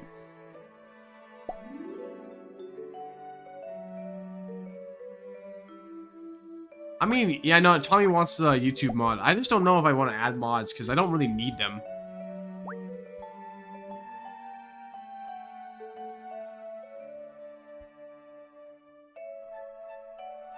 Oh, you always will be. Oh, we got a comedian in our hands. We got a bit of a pranky prankster, even.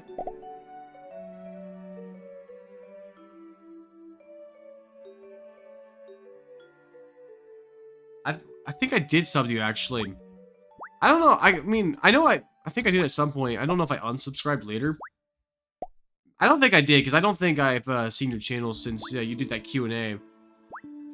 I mean, I subscribed because I liked what I saw, the Q&A. That's the kind of content I'd watch.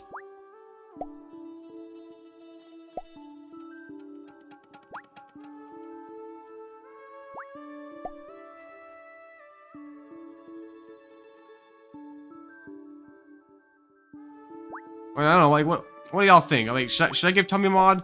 It doesn't really matter, because there's not going to be any trolls coming in tonight. Like, if there were going to be trolls, it would be on it'd be if I was short streaming, or it'd be on Twitch. Yeah, I mean, maybe you should. You should have more Willy Night questions in there. I like Willy Night content. I watch Willy Night content. Like, if you make Willy Night content, I'll probably subscribe.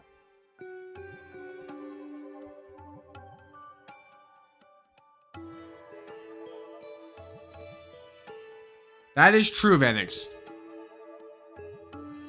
Yeah, like, YouTube mod isn't even relevant. Like, all you really can do as a YouTube mod is just, like, you can just delete messages if somebody's being a troll. That's all you can really do.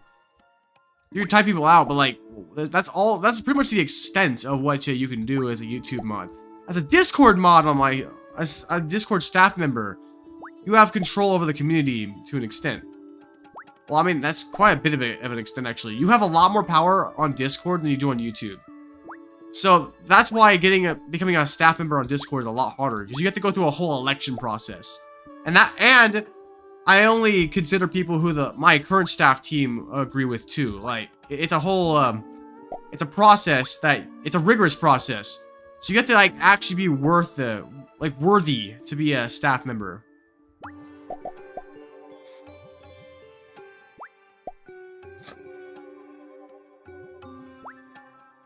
I just gotta get I think once my Discord server's, like, active again, and it will be, when my Discord server's active again, then we can have another election.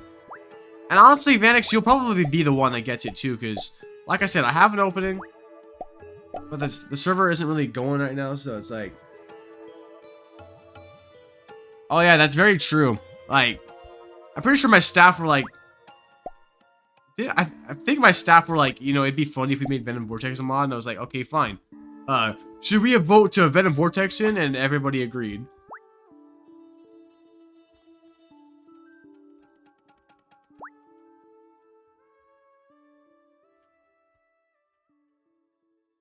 Well, I mean, yeah, begging is not gonna get you Discord. Begging's not gonna get you anything. Begging is cringe, and begging is not based. On a scale... if you form a triangle with one end being cringe, one end being poggers, and one end being based, you are only cringe. There's no based, there's no poggers.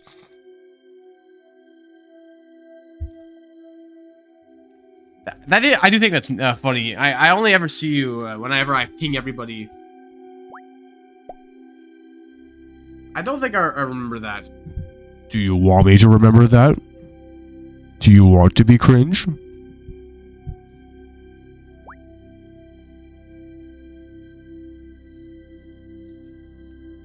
You know, I remember when Tommy was just considered cringe all across the board. Certainly come a long way. At least to me and many people. To the actual mature people on my server, no. Like, to the Hack Crusades of my server. Maybe not, but...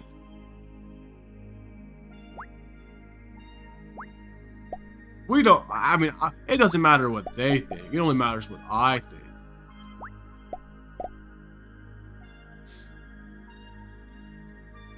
Wait, mini mod for like 30 seconds before coming up big?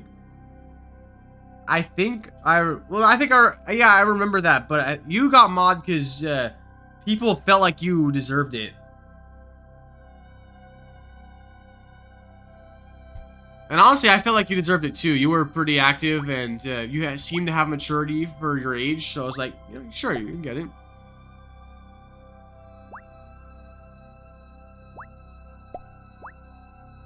Dude, I don't know what the song that's playing right now is, but you know, it sounds kind of Minecrafty, to be honest. It's got like that. It's like that one Minecraft song that plays when you're exploring like I think it's like a jungle biome or something when you're in a lush cave.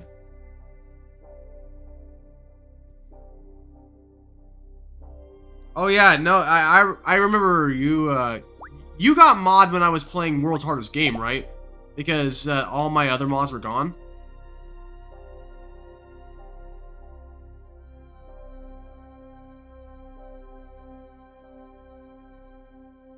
We're talking about when we became mods. I don't remember when I gave you mod. Wait, NPC, you were the same case, right? You were there during World's Hardest Game, I think. Or was it Chained Together? I feel like I modded you during Chained Together. I know for a fact I gave Alex mod during World's Hardest Game because all my other mods were gone at the time.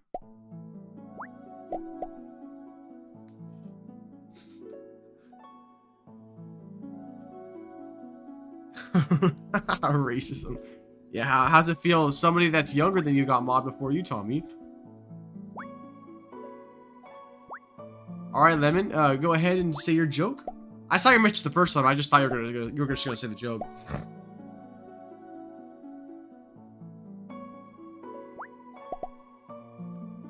I mean, I don't know if I'd say that. Like, you do a good job. I feel like, Vanix has been more, like, there as a mod, though. You've been there quite a bit, though. Like, I may be wrong, though. Maybe my perspective is skewed.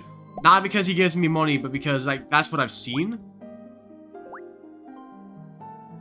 A tornado blew 25% of your roof. That's a joke? Did it blow 50% of your roof? Do you have no roof over your head?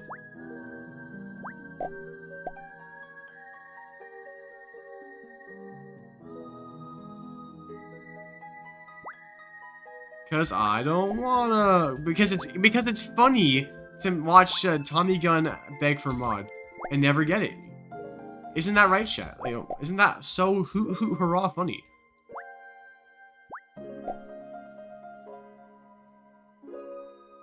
It's I get it.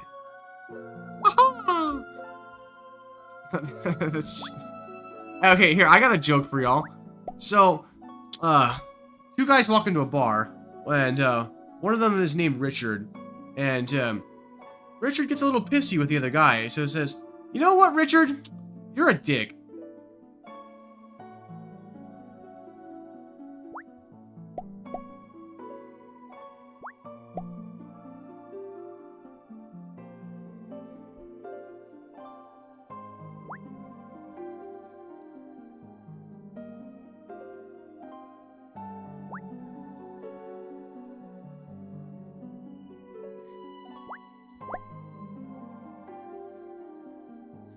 Oh, y'all must not get it. Richard and Dick are the same. They're the same name. Dang, no, I told that one to one of my coworkers, and it was a stupid laugh between him and I. Like, you're gonna have to just know.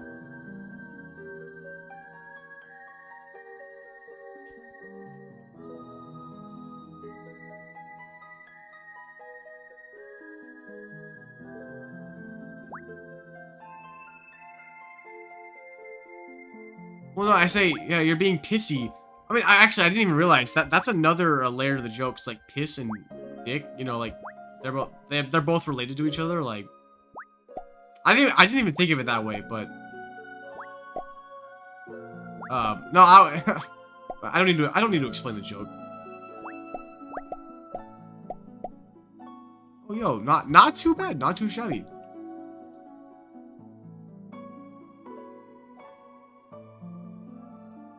I mean, I know you're the age that you would say such things and all that, Lambert, but I'm gonna need you to tone down the racism a bit, okay? I mean, don't get me wrong, I know that I'm racist and all that, like, I'm very good at Mario Kart, but, like, you know, like...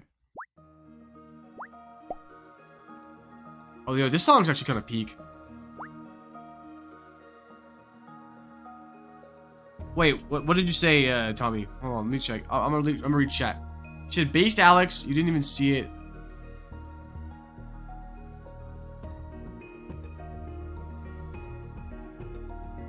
If you said something, I did not see it, Tommy. Would you rather eat the world's hottest gummy bear or the world? Probably the world's hottest chip. I've seen people eat the world's hottest gummy bear and they actually died. But I've seen people eat the world's hottest chips and the reaction's like less insane. I mean, don't get me wrong. Like I'm white. I'm not exactly like a spicy connoisseur.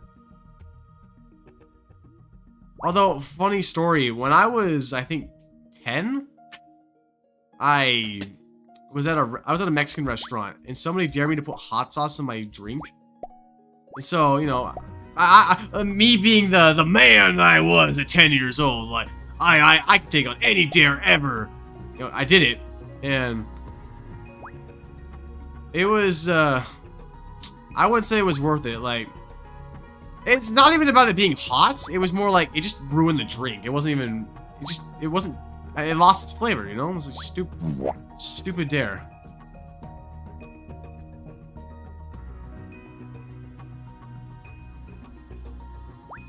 Yeah, well, they should have just been built different. Like, you know, if you can't eat it, if eating a chip kills you, then I don't think we need your genes in the gene pool. You know, just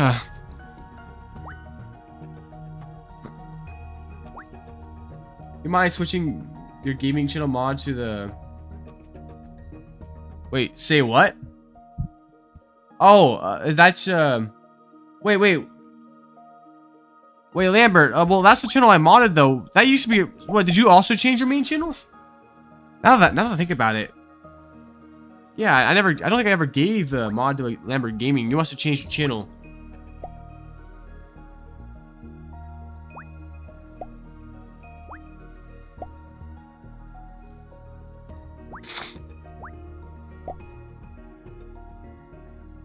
Okay, I was like, well, how come you changed your main? You already had your game stuff. Oh, so you wanted a different channel for like your other stuff? You know what? What's funny is that at one point, I had a future plan for the channel where I would turn my the Willinat channel if I hadn't turned it into an archive into Willinat Gaming, and I would have made another channel for something else. But I don't know what that would have been for. But not anymore.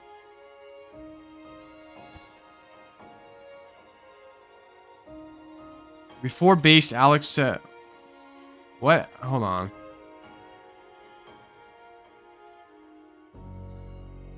I'm looking for it.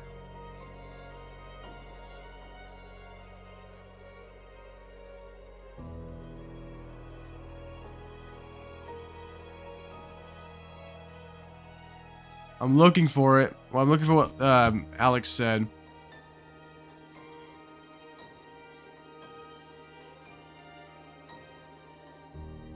I'm not seeing it. Oh, Tommy gun being lame?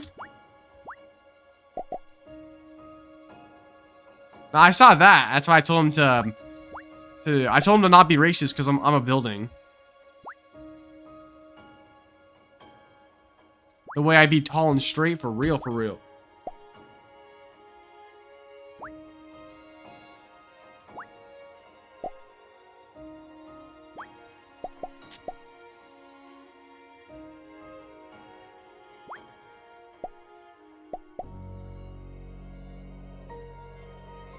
Okay, well, it's okay to be racist to Tommy gun, though. You know, Tommy guns aren't people. Not like us. Tommy guns are Pikachus. Pikachus aren't people. It's okay to be racist to Pokemon. Humans are superior, so you can do whatever you want to Pokemon. There's no law against Pokemon.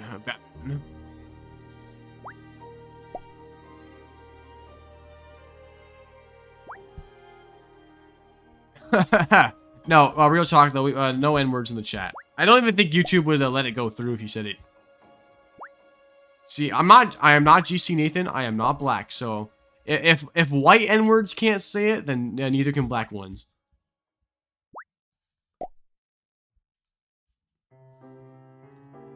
Gamer fart.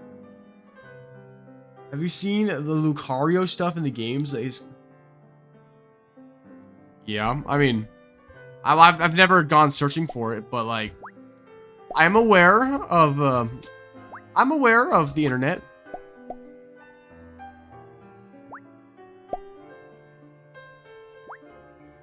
Have y'all ever heard of that funny cat dancing? It was a meme from a few years ago. Can't believe that. I can't believe that happened. Like,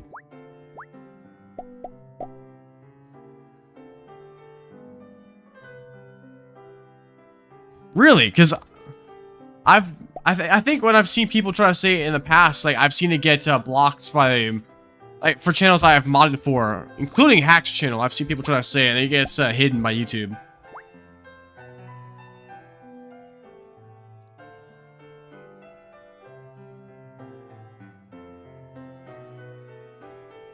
Humans are cracked and whoa there. You're not insinuating what I think you're insinuating, are you? Yes, learn to complete your collection.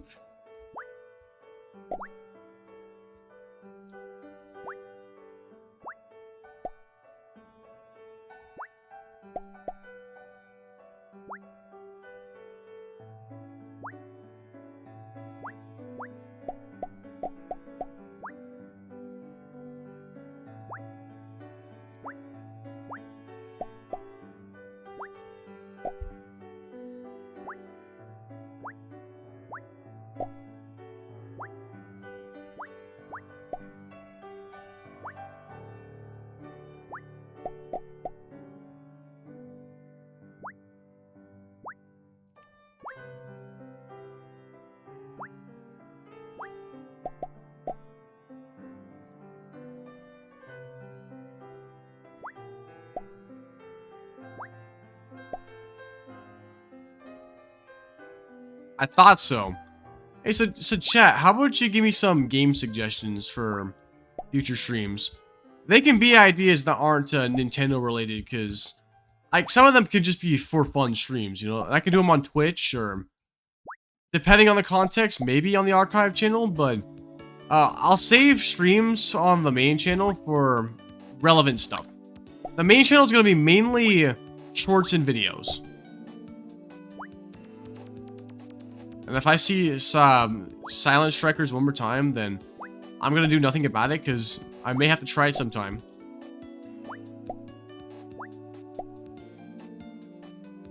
See, there's this game called Pizza Tower, and pepino and mozzarella.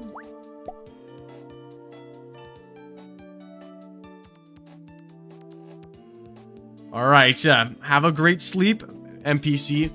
Good luck at school tomorrow. Don't crash out. I know it's state testing season. I mean, maybe I've talked about trying Zelda to expand my Nintendo Horizons. But I have actually tried Zelda before, and I don't know, for me it's hard to get into, but might be different if I do it on stream, honestly. Because, like, I'm trying to think if there was a game I tried on stream that changed my opinion on it. Well, actually, here's one. So, it wasn't on stream, but back in, I think, December or maybe November, I started playing Persona. And I would have never considered playing Persona, but Royal Pair and Hack kept insisting I play it. And so I started playing it. Now, I haven't played it in a while, and I'm not done with it. I need to finish it, but it's actually kind of peaked, like, really good story. I really get involved with the characters, and like, and besides there was one point in one of the boss fights where I had no clue what to do for a while, but otherwise, like, it's a great story so far.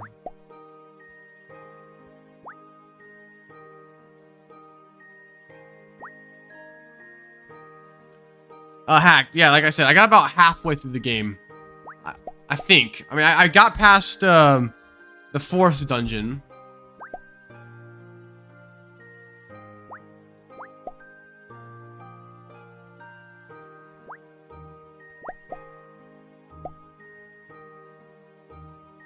I figured as much, because there's 9 of them, right? I shows 9 of them in the thieves' den. Yo, what's up, Lambert?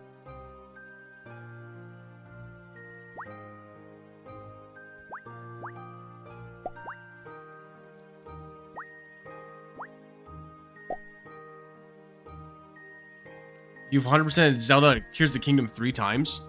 Neat. I've done it 0 times, personally. Here, send a message on your main account, and I'll do it.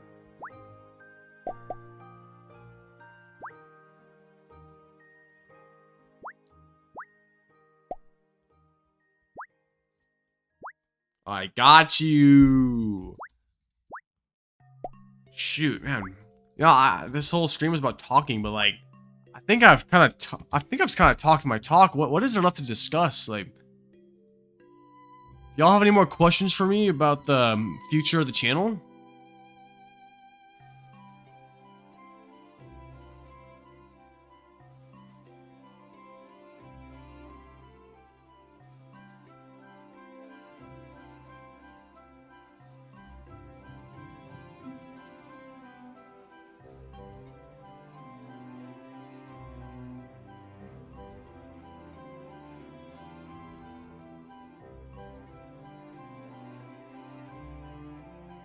I had no idea if you actually were gonna do it, but honestly, let's go. Yo, wait, who is this guy? Yo, are you guys hearing this right Yo. now?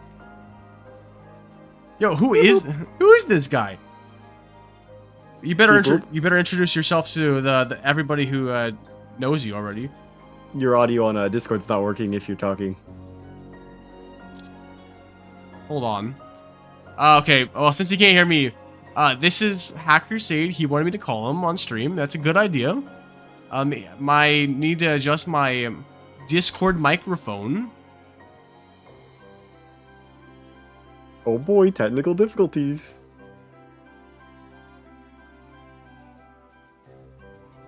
Actually, what are you talking about? Like, who is this guy? Oh, yo. Okay, it's working. Yo. Alright, well then. Yo, what's good, my bro Chacho? It's been, I was wondering, you're saying, like, you're running out of ideas. I'm like, okay, well then you could invite someone to actually talk. Easy. Yeah, I just want to keep the stream going, because, like, you could tell I had a lot to talk about. It's been over 2 hours. But now I've talked my talk, like what? Okay. Okay, we can get into more of the nitty-gritty stuff then, now that we have someone to poke and prod. Oh, yeah. Okay. What you got for me, Hack? I don't know if you mentioned this specifically. What channel do you intend to actually start using if you're going to start posting shorts again? The new one.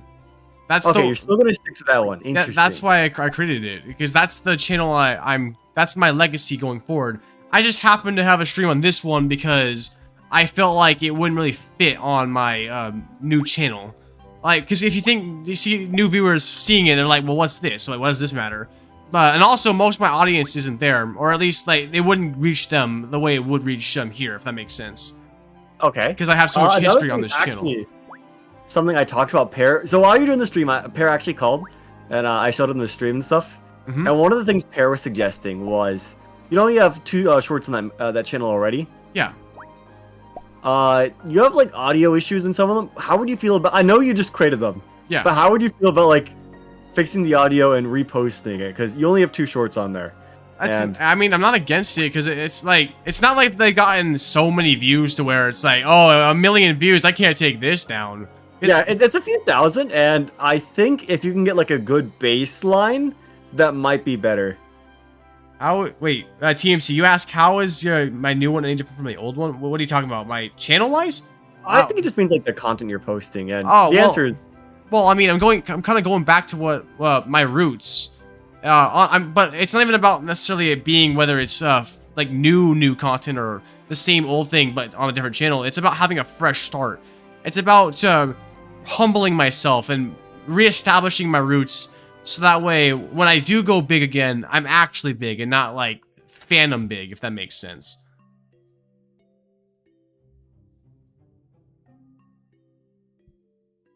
Uh-oh. Okay. Oh, there you go. Thought you disconnected for a Yeah, second. I'm just letting you finish your little spiel. Okay. Let's see. Yeah, like what Fishy's saying. It's definitely about, I don't want to see 87,000 subscribers if I don't have even like a quarter of those people, or even like an eighth of those people watching my content, you know? It's like, Yeah, that's fair. and especially with shorts, like, with shorts, if you have 87,000 subscribers, you should be getting millions of views, or at least hundreds of thousands of No, views. you should probably be getting. I think for shorts, you should probably getting like 1 view for every sub you have. I don't know. I think for shorts, it's I'm not sure. I think that feels like it's too low, especially now that the shorts views are counted differently. They do have inflation, but actually, the better performing your shorts are, the less inflation you get, because it's like basically every swipe now counts as a view, right? But if you have like a god tier swipe rate, then you have less fake views, right? So a well-performing short has less fake views. Yeah, you got a point there. It's really just about knowing where I'm actually at. It's like if you said you had 87,000 subscribers but had like 20 viewers to show for it, that's kind of it's kind of cringe, don't you think? But if you have 200 subscribers and 20 viewers, that's really good. Yes, that would actually be really good. Yeah, one in 10 of your subscribers coming to a stream is god tier. And that's what I have now, because even though I'm doing it on the archive channel, the people who are here, especially because this is a long form stream, these are the real people. These are the people who have chosen to stick by my side in the thick and thin through all the silence. Yeah, I'm really surprised like you hit like 20 plus today. I was like, whoa, that's pretty good, especially after like God knows how long of a time it's been. Now, I will say, to kind of go on about your question about me re-uploading the content, I don't know if I want to do that right now, only because like then my channel's gonna be completely empty again. Like, but at the same time, like that is the impressions that the new viewers are gonna get. Yeah, it would just suck that you have an actually good short, then they swipe back, and they're like, why does this one have audio issues, you know? I will say, like, I do definitely see the issues with the first one. I feel like the second one, it's noticeable if you have an ear for it, but I think that it's more subtle than in the first short. I can definitely hear it in the first short. It's like, that's the first line. It's like, damn, that does sound kind of bad. Yeah, so, you never want the opening to be like that. The opening is the most important. It's your hook. Yeah. I'll definitely think about it. Once I get the ball rolling, I might take down the first short and re-upload it later, because it'll get more views that way either way. It's really not that big of a deal.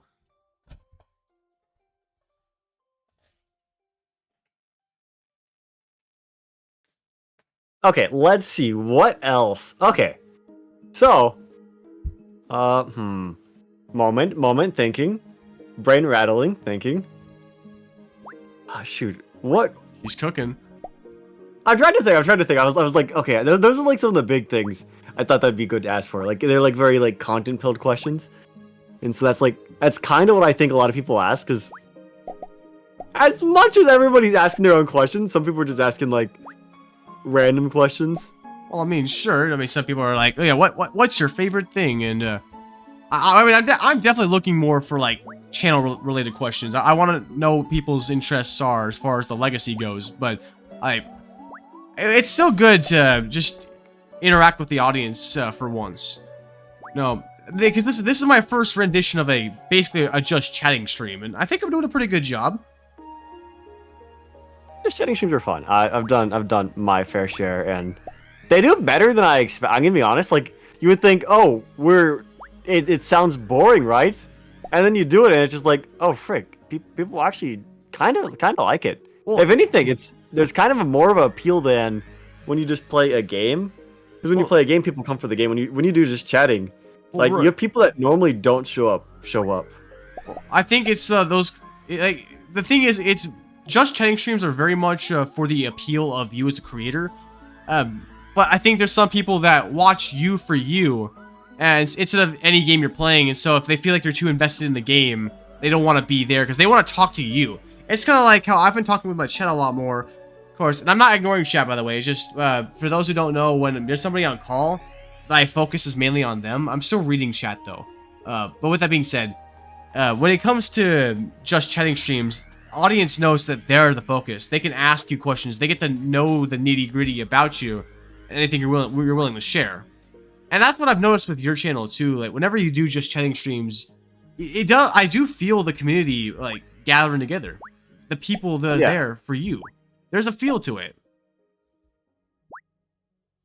You should answer Awesome TMC's question. Are you Oh. still gonna do that? Yeah, I was actually meaning to do that. I think it would still be a good idea so I can expand my Mario knowledge, because that's gonna be one of the big things that my channel does. I know, like, just because I haven't done it, just because I stopped streaming in January does not mean it's out of the question. I'd still say it's in the cards. I may not even do them all, like, in a row. I may, like, play Mario Bros. 1 and then Mario Bros. 2 another day or something like that. And have streams in between, you know? Like, it might kind of just be, like, a long-term thing I do just for fun, so I can increase my knowledge and have record of me playing all the Mario games. Like, stuff like that. Right. I think it'd be fun. Ranking every single, like... Well, wait, would it be ranking or just playing? Well, I'd be playing it so I know I have points to talk about. So that way I can give accurate information, because that's one of my biggest weaknesses in the past. It's giving inaccurate information. Yes. Oh, well, hold on. If you're just worried about any facts, just run them by me. Because, Hack Crusade. Well, yeah, I mean, of course. But it's still good to know for yourself. Like, but It is good to know. It's good to be confident on your things. But also, it means, but it also means I can give more opinions instead of just being like. That's also really good. Yeah, it'd be a shame if, like, you can do objective facts, but you can't make an opinion on something you don't know. Exactly, and I think my channel is more suit for, like, with the kind of content I want to do and the kind of personality I want to be. It's better to have opinions. I can make fact-based content, of course, but to have opinions where I can be like, this sucks, and if you support this, then it's like literally 1984, and like, but instead of be like, oh yeah, did you know that there's a rupee in Mario Galaxy's Toy Time Galaxy? Oh no, I don't know. It's the damn rupee, the Pokeball, the Toy Time Train. It's like the same few facts and like Mario Galaxy videos. It's like the thing is there's more to talk about, but like a lot of YouTubers just search up Mario Galaxy facts and they do the same. They find a video talking about the same facts. Then they make their own video talking about the same facts. So it's just hundreds of videos all talking about the same facts. Like there's more in the game. The game's deeper. Yeah, you know, I did actually see a really interesting Mario Galaxy video where apparently there's a way to do infinite spins. Like how you can do infinite Yoshi in Galaxy 2. There is actually a way to do infinite spins. I have to find it because it's been a while since I saw it, and I want to make a short about it, but I gotta find it again. Fly upwards? No. Well, like, you know how like when you spin jump in Mario Galaxy, you get that bit of extra air? Yes. You can do that infinite times if you do a trick. I saw a short and they were doing it. I forget exactly how you do it. I have to find it again, but that is actually possible. That's interesting because I've never seen that in the speedrun. I don't know if that... Well, it's is not this really new or something? It's not fast. It's not speedrun stuff. Oh, it's not fast. Yeah, it's just it's just a cool trick. It can be used for getting to areas that you're not supposed to get to, but like, it's yeah, definitely send me that because I could use that for Kaizo stuff. Because wait, you know how that works. TMC, are you talking about the Boo's Big Haunt in Water Park? I mean, that I found from a it was like a, I forget what the source, but there was a video I watched. Yeah, I think it was Did You Know Gaming. I don't know if it was them. Was it not? It was so long ago. I forget, but that actually wasn't from playing the game. However, that is something you would discover playing the game if they like go off course. But you never. That's something you figure out if like you were like a time trials player, not like a racer. Because I have like a few hundred hours in Mario Kart 8 across like the Wii U version, the Switch version, right? And I've never seen that because who goes and sits there, right? Like that's not a normal thing. Right, you don't see that if you speed through the shortcut like you're supposed to. Also, Alex, great to have you here tonight, man. We're definitely gonna be doing some more stuff. I'll make sure to stay hydrated because otherwise, no more content. And I mean, that's nothing new, but like, it'd be sad. Have a great night. Now, yeah, it'd be cool if you can get more facts like that. Now, objectively, those kind of facts are harder to find. You can't really search them up yourself. Right. And I mean, you can. They're hard to find. Like, I've seen plenty of people pushing videos of things that aren't really facts as like how do I put it? They'll get something that's like really common if you played the game, and then you'll see like a lot of people being like, "Oh, I didn't know that," and then you'll see in the comments like, "Did you play the game?" No. Fake fans. There's a funny amount of people who don't play games at all. All of their like experience comes from YouTube, and like I can't say I've played every Mario game, right? So like there are some games I've only experienced through others, but like there are people that basically like outside of like one or two like two games, they've watched basically all the other games otherwise, and so like you have like weird like pseudo fans where they know only what they've seen, and it's like crazy what some people accept as like, oh, this must be fun. Like I saw a fact video. It was you know about the shortcut in Freezer Flame Galaxy? It's like, dog, I didn't know. Like I forget how you go through the level normally. The shortcut is pretty obvious. Like, Wait, remind me which shortcut it is. It's been a moment. you know on the lava planet where you can like kind of just long jump to the next planet, right? Oh, yeah. I saw a video with like a few 100,000 views. Well, not it was a short, and I'm Yeah. like, Well, yeah. like, dude, when you play through the level, this so-called shortcut is more obvious than the direction you're actually supposed to go. It is, and you see people in the comments, you're like, wow, I didn't know that. Really?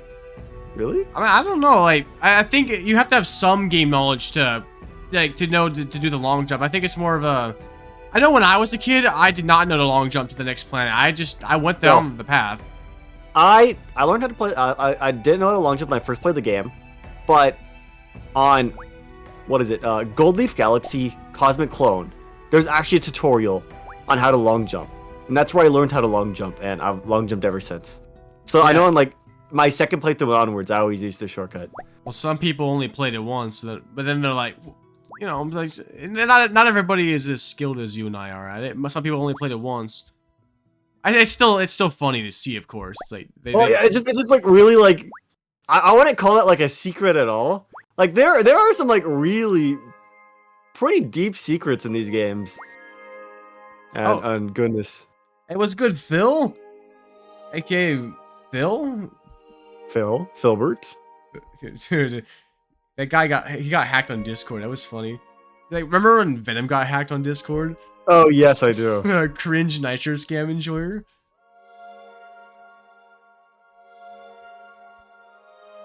Yeah. Yeah, I'd argue like something like the what is it, the little alien ghost guys and the Sky Valley hell trees. Like I'd argue like even that's more niche than like the little secret so-called. You know, I've thought about making a short on that before, but I don't know what I would say. It's like there's spooky trees in Freeze. Not Freeze Flame Galaxy. Whatever the equivalent in Galaxy 2 is, I can't remember the name. Shiverburn? Shiverburn. That's the name of it. Wait, Austin TMC, is it not Sky Valley Hell Trees? Is that not the name? Is it Hell Valley Sky Trees? Nice. It's definitely not Sky Valley Hell Trees. It's not Hell Trees. I think it'd be It's Hell Valley Sky Trees, isn't it? Yeah. I guess Sky Valley's kind of like an oxymoron. Oh, you're right. No, dude, you're right. I mean, as I was just saying, even though there's I definitely wouldn't get every bit of knowledge that like every bit of niche fact from just playing Mario games, but oh yeah, you want to know it by just playing. It'll know, so that way I don't sound stupid when I go to you, be like, oh yeah, is it hack? Is there a can you oh shoot, I should make a joke, but I can't even think of a good joke. Like, I've made some stupid claims to you before about Mario because I didn't know. So it's like I'd probably say the only ones I really worry about is like when it slips in a video. I don't really care like what you bring up to me, but as soon as it's in a video, it's like okay. Really not. You should have known that was Dark Bowser, not Blue Bowser. Oh, that's what I was trying to think of. Yeah. I mean, well, to be fair, I was having some trouble finding specifically what source I needed, so that's what I sent to the guy.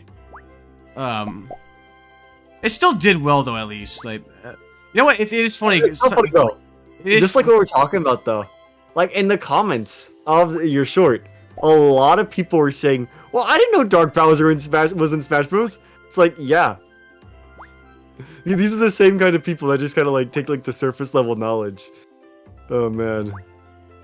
were like, wow, that's so neat. Dark Bowser, like, a surprising amount of people just accepted what you showed, and it was.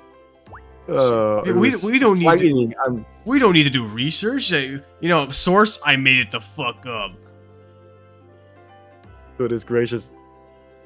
It's bad. I put too much research into like some of my videos, and like Pear's literally like, it doesn't matter. It literally doesn't matter. The audience doesn't care. I'm like, what did they do? No, the worst part is I put research into my stuff, and then I have people comment trying to say like I'm wrong. Like, it's pretty often. I know like one of the funniest things is like, what am I doing? When I was talking about like the first 3D game, I'm like one of the games I mentioned in that video is Star Fox, and some guy's like, oh, Star Fox doesn't actually have 3D models. You know what I did? You know what I did to that guy? I sent him a link to the models resource with the 3D models from the game. Dude, that's like, bro. It's like the time where people kept saying, "OMG, Pika Game, you copied Royal Bear," and then like, dude, I remember you own that one guy. I was like, he's like, "No, Royal Bear made Pika Game." Oh, I'm sorry. No, yeah, it was really funny. It's like, you're copying this. It's like, do you know who I am? No, why would I? I'm like, then you shouldn't be saying that. It's like, oh, why is that important? Close the game and reopen it. Subscribe to Hack Crusade. I'm like, who is that? Who is that? Who do you think that is? I mean, at least that's satisfying though. It's like, it is satisfying. Satisfying to get your comeuppance. Also, I will say this right now. I still have no idea why Pikachu does that. Pikachu is the only guy who clips out of that wall like that. Oh, and that's only on this map too, right? It's only this map. It's only Pikachu. I don't know why he does that. I don't know how to fix it.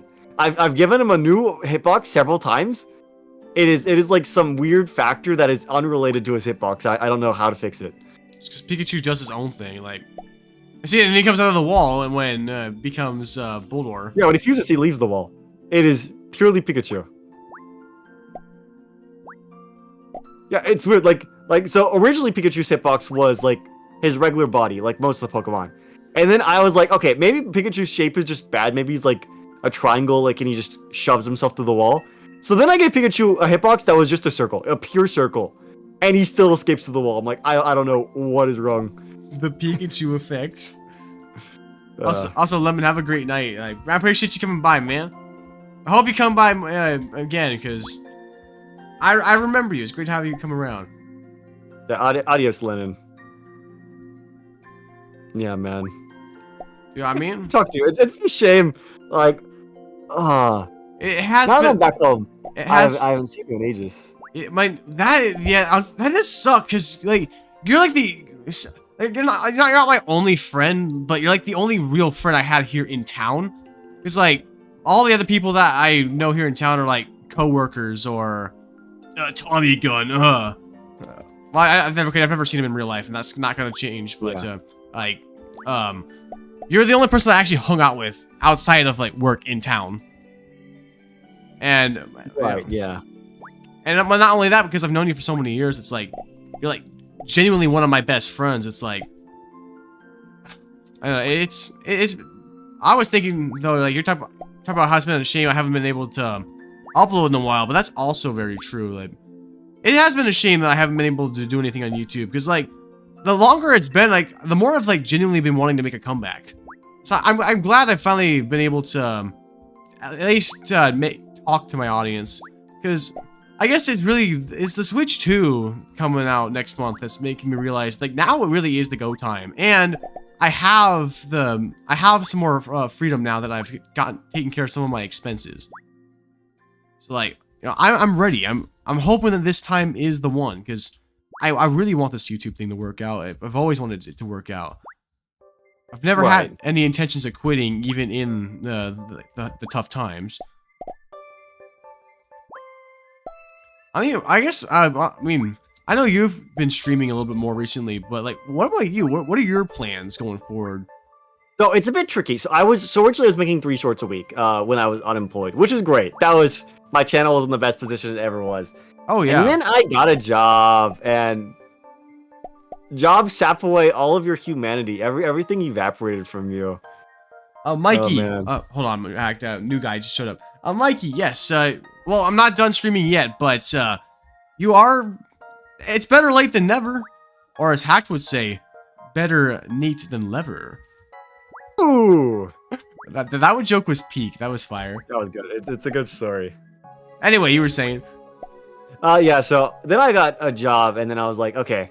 So I got a job. I'm like, okay, I'll take a break because I need to lock in on the job. It's gonna be stressful. I need to lock in. So I took a break, and it was like a little over a month. Now, I did post a short yesterday, so it's not like the break is official. I want to say it's officially over. If I wanted to stay to my schedule, I should have made a short tonight, but that would, even if I wasn't watching this, that would be impossible because Just not enough time. I have to get up at 5 a.m. tomorrow, so Oh, you no, I can't make a short. Yeah, I can't make a short even if I wanted to. But my goal is I need to get back into making shorts. I need to stream at least somewhat regularly.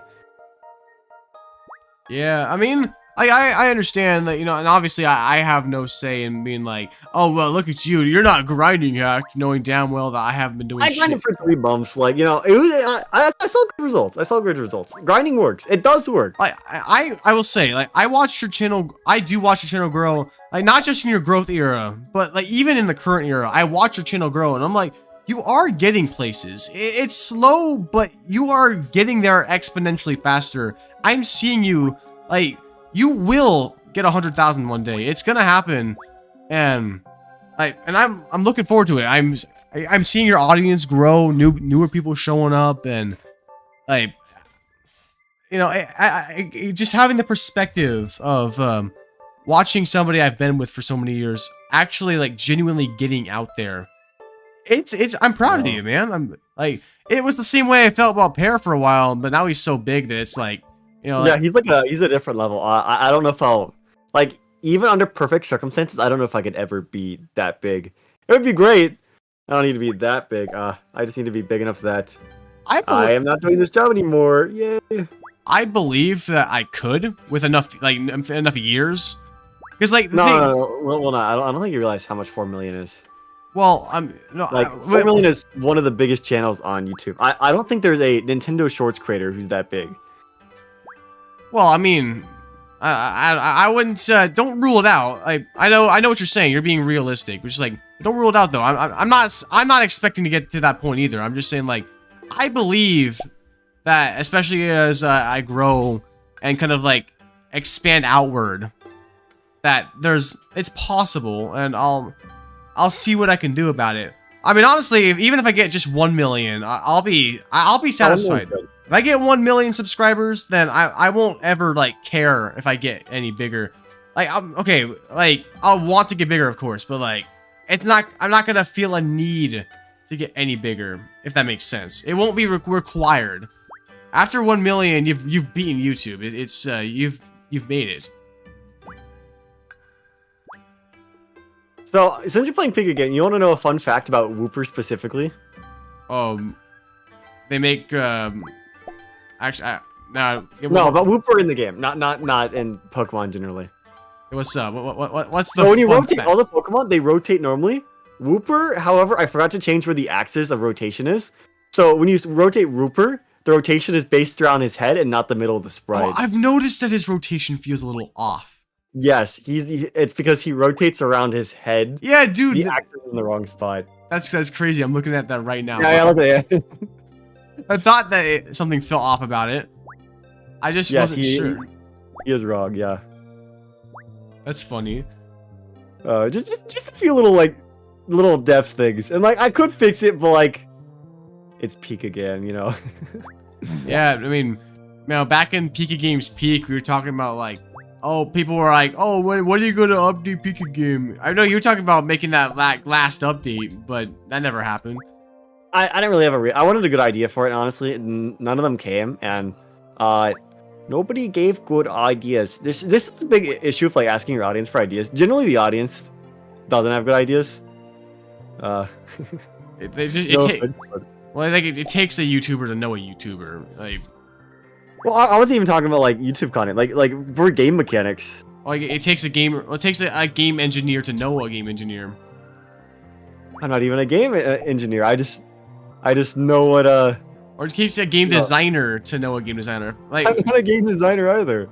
well, you know game design, like the people you're asking don't. Yes, I do know about the fundamentals of game design. There are clear things that are fun. There's things that aren't fun, and it's important to like lock in. See, Lambert, like what you're discussing, that's a location.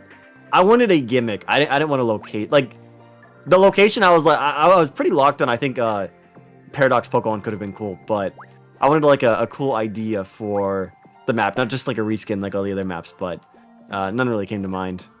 Well, of course, I know you were trying to go a little bit harder with it being the last planned update. Like, the last major update. Yeah, I don't... If it was just, like, a recent... Like, I was planning, like... So, for the context, the reason it would be Paradox Pokemon is it would be the Master Ball map. You didn't play Scarlet and Violet, but basically the final boss of the game uses a team of full Paradox Pokemon, and they're all caught in Master Balls. So, that's the context behind that. So, it's a pretty cool moment. Phil, you gotta convince GC Nathan to play this game again. I always enjoyed watching other people play the game. Like, you know, I'm happy I was one of the pioneers of Pika game, but I also liked watching other people play it. Kind of weird. Like a good number of people played. Like it never like caught on like really big. Like none of like mostly guys that like still have some sort of like connection to like this group. Like no Point Crows or Ludwigs played it or anything, but I'm surprised how many people did play it. Like Redukins played it. Yeah, it is interesting. It's like it wasn't exactly a trend per se, but it was a trend within a small group of YouTubers, big and small. Like it did get out there to our like network of YouTubers, our network or like. The YouTubers that we know, because like there's so many YouTubers, big and small, but there's like the Shorts Wars, CBSMP, like those kind of YouTubers that are kind of like their own group of YouTubers. Those are the kind of people. Those are the kind of people that I mainly watch. That are also happen to be in networks, both that I'm directly in and also not in, but like that you're in and that people you know are in. It's like extended network. Yeah, extended network. That's a good word for that. It's like in an extended network, you may not know everybody in your extended network. They may not know you, but like it's the people that you can associate one another with. Like how you can associate yourself with Pear, and Pear can associate himself with like Johnny Razor, Dano, anybody from the Shorts Wars crew. Yeah, and I'll be honest. Like I'm sure, like if I reached out to like Dano, I would be like, hey, could you give me advice on something? But like I can't just ask to be like on a Dano short, you know? Right, and yeah. No, I mean I DM'd Dano once, and he was pretty chill until he probably became aware of what I did on Pear's server, and then never wants to talk to me again. Like, it's fine. Oopsies, burned that bridge. I mean that's fine. I don't need Dano anyway. I thought he was cool, but you know it's not the end of the world. Like, to be safe to get up at 5 a.m. Yes, I will have to get up at 5 a.m. But I took a nap from like 4 to like 7 or something, or maybe like 5 to 7. So. I'll be fine. Yeah, it's interesting. I would love for you to be able to like join the kind of network. You just need to grind. Why so early? I have to go to a men's breakfast for men. For men, yeah. Are you sure you're not going to the women's breakfast for women? Like, no, it's a men's breakfast. So a Nero's breakfast for Nero's. Oh yeah, no, I would love to like actually have credibility in a larger network. Because one thing I want to do is like I want to go more ham-ho on collabs, because that's really what let Pear take off, and it really is just plain and simple. The way you get big on YouTube is networking. Well, it's a bit complicated. On Shorts, it's really hard to collab, and specifically, I'd like to say that Shorts Wars was like definitely it wasn't just a collab. No, it was more than just like a two YouTuber collab. It was like a whole. It was an event. Yeah, I don't know how one would replicate something like that again. I mean, it's more of a matter in my case. I just want the exposure. Like, if I can. Not related to your job yet. It's not related to my job. Yeah, there's exposure would be cool. Like the more shorts that I'm seen in period, the more likely people are gonna see me down the line. Because think of like, say and this is just an example, right? Say I'm like in a Spritz short. Now that would be pretty good because he has so many subscribers. But say I was in a Spritz short, and then I'm also in a like do you know what's his name the Milky Way guy The Milky Way guy. No, let me pull up Discord. I can take a look. Hold on. Real Galaxy. You know Real Galaxy? No, what kind of content does he make? It's like theories. Like it's like kind of like what Dacha does, but not Dacha. Not Dacha. I mean, okay, so you don't know him, but like that's a guy I'd want to collab with just for the exposure. Basically, anybody in the creator server, I'd want to try to get collabs with them somehow to just be seen on more shorts. Because even if it's not a whole ARG sort of thing, it just having the exposure helps get you out to more people. So when they do eventually find your shorts, because you have to put in the work just to get the views in the first place, you know. But when they do eventually see your shorts, they'll be like, "Wait a second, I've seen this guy before." And no, I think that's really important because one of the biggest things when I made was when I was in the CBSMP. I had a lot of people be like, "I didn't know you existed, and I wish I knew you existed earlier." And that is like an honor, and that's kind of how YouTube works. That's the appeal of the collab. People will YouTube doesn't feed you to people that might eagerly like your content.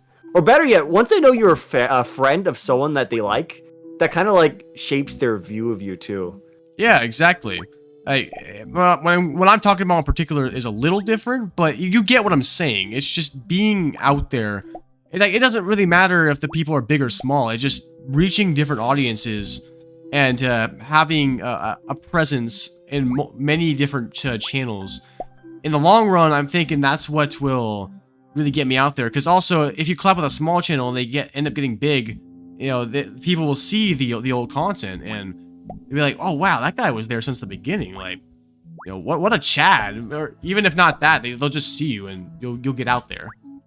Yeah, it's funny enough though. With all that said, even I've never done a collab on like a short or anything. I still don't know how you'd really do something like that. Well, there's ways to do it. Like, I mean, I wouldn't do it. It's usually like the same little formats though. It's always like rank these 5 characters, but you can't reuse a rank once. Oh, I'm not. Or it's like a little quiz or something. You know, it's like the same few little formats. You know. That's what I was gonna say. Like, you could do a cheap format, like even something like what Redukins or Spritz were doing was like it's the two people. A lot of people like I've seen that like on several channels, like Nintendo, Bundun. Right. It's not that it's bad content. It's just like you want to be original. You want to be unique. Like, I think the way I would do collabs is like if it's like opinion-oriented collabs where you're like somebody's talking about something like this would be really good with Deegis, for example, where Deegis talking about how the new gen alpha brain rot is gonna make him crash out, and then they could like give your own take on it and be like, yeah, well, have you ever considered this? And then it turns into like a back and forth sort of a little debate sort of thing, for example.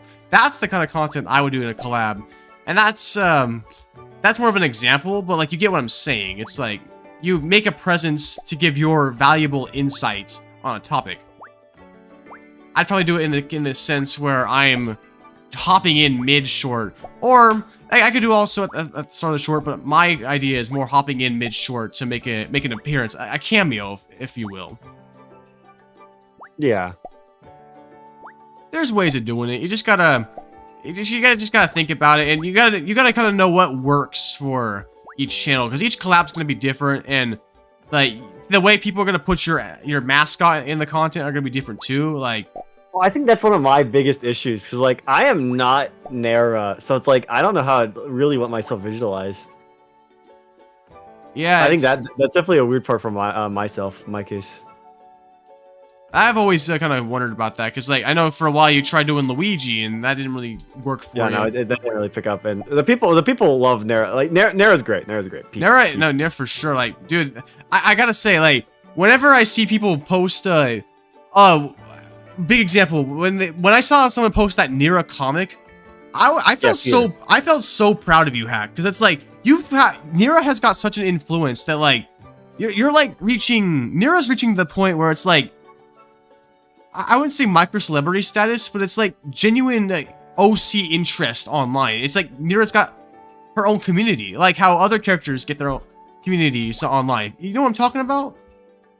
Yeah, I understand what you mean. And I don't want to say it's an active community, but It's like, there. Like people, you're building a fan base for your OC, and like that's something I'm genuinely proud of. Like that means you are influencing people. yeah. I influence myself as well. One of my goals, like whenever I'm like really tired and I want to make like a little how do I put it? I want to make like a short. What I think of like to inspire me is like if I make this short, I'm a little bit closer to getting an Era plush. Stormcloak or the Imperials? Is that Star Wars? No, that's Skyrim. Oh, I never played Skyrim. Yeah, so basically the Imperials are like the Romans, and the Stormcloaks are basically like the Nordic people. That's the easiest way to explain it to a non-Skyrim people. Wait, well, I couldn't say then because I never played. I saw your message, Lemon. I was just talking with Hack. I saw you join the Discord, so congratulations. You are now in the community. Would you like to add anything to that, Hack? Wowie zowie!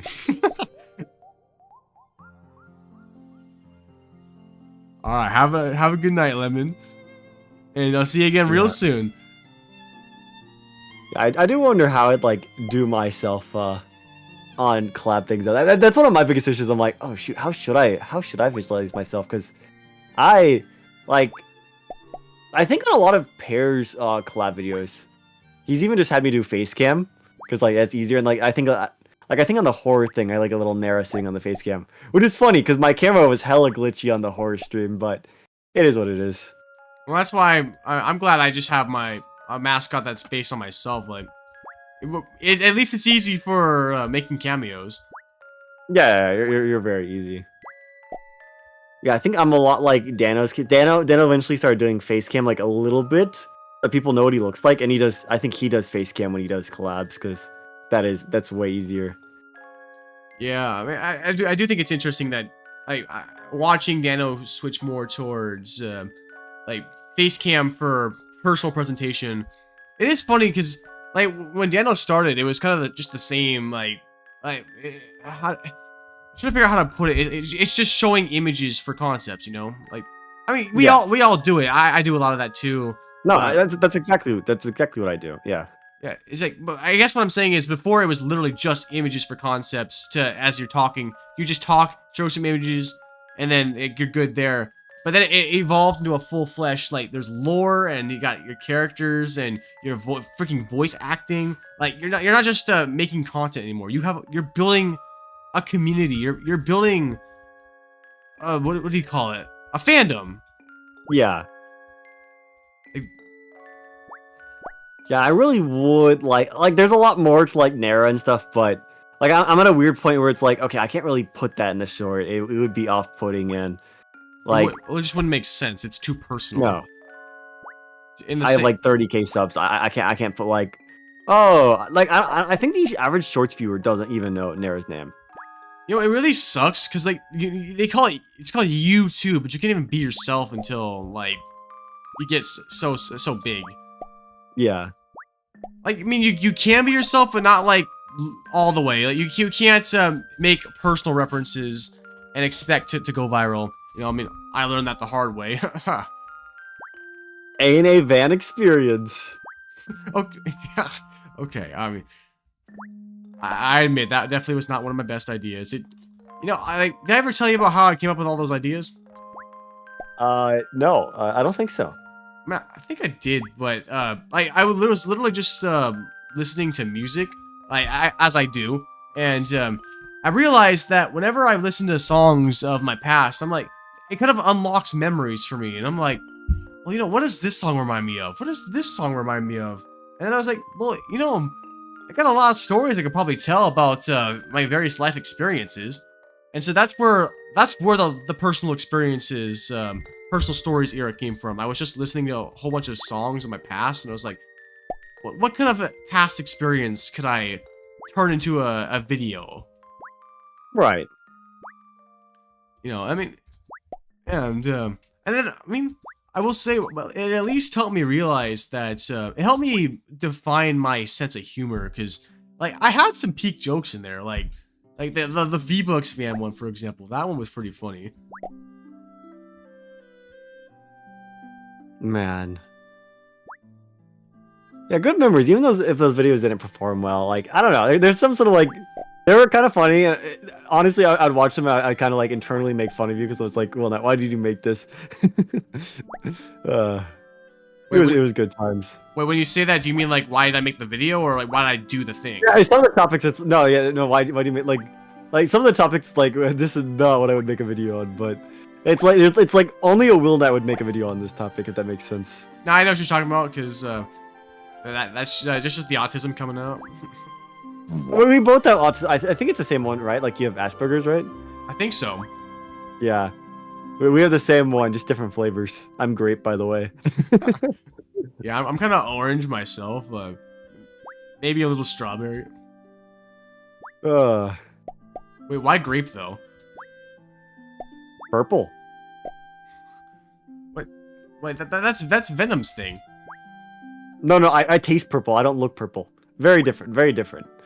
What does Venom taste like then? I don't know. Poison tastes pretty bad. I think it tastes like chemicals. Fair enough. I probably wouldn't want to ingest chemicals. All right, here's an important question. What are your thoughts on dihydrogen monoxide? You know, isn't that what the Nazis gave to their prisoners? I don't know, man. I think they did do a little bit of that. Yeah, like, and you know, I also hear that they use it to cheat in sports. Like, I hear it's like a super beverage in sports. Like, oh yeah, I hear the athletes that don't take it perform worse. Yeah, and I hear that it can be so addicting that if you don't have it for a few days, it'll literally kill you. Wow. Like, I can't. I hear they're even giving it to babies these days.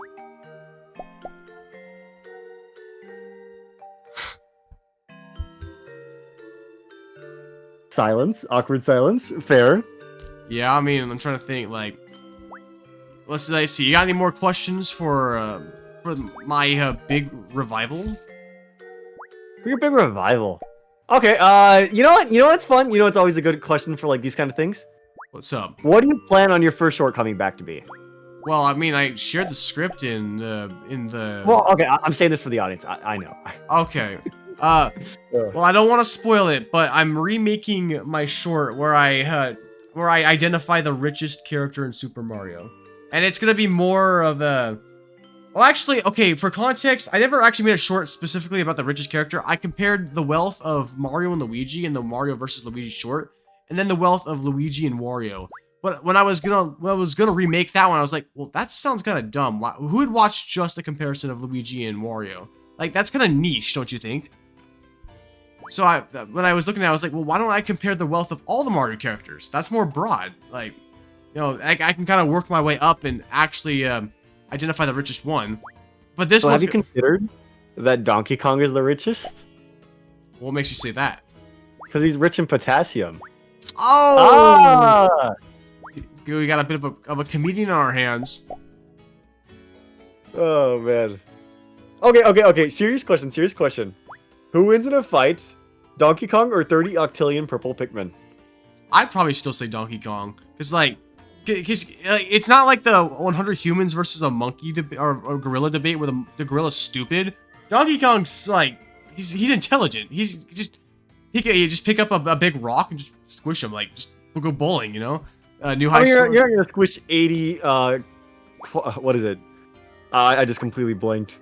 Quadrillion with one rock. Not one rock, but like you think you can only pick up one rock? Like you get the one-time pass to pick up a 2,000-pound boulder, and then that's it.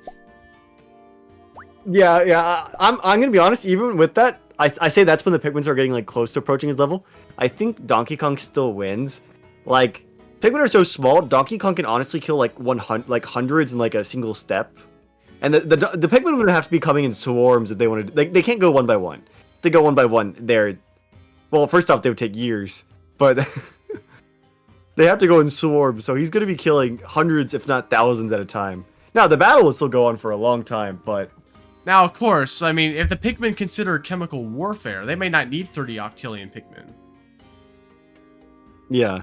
Like, you know, I don't know. I wouldn't say like guns because they'd be a little small. But like, if you're chemical warfare, I think that's fair. It takes one spicy chemical to knock the monkey out, and then they feast. Oh boy. Yeah. Do you know what Pikmin do? They feast. They don't feast. Do you know what they do with their with the dead bodies? I've watched you play Pikmin, but I'm forgetting. What do they do? So basically, they grab the dead body and they bring it back to their little I don't even call it. It's kind of like a mixture between like a spaceship and like a plant. And it's called the onion.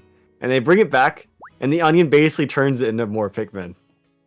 Oh, so I mean, okay, well, so the onion feasts, and the onion basically eats them and turns them into a Pikmin.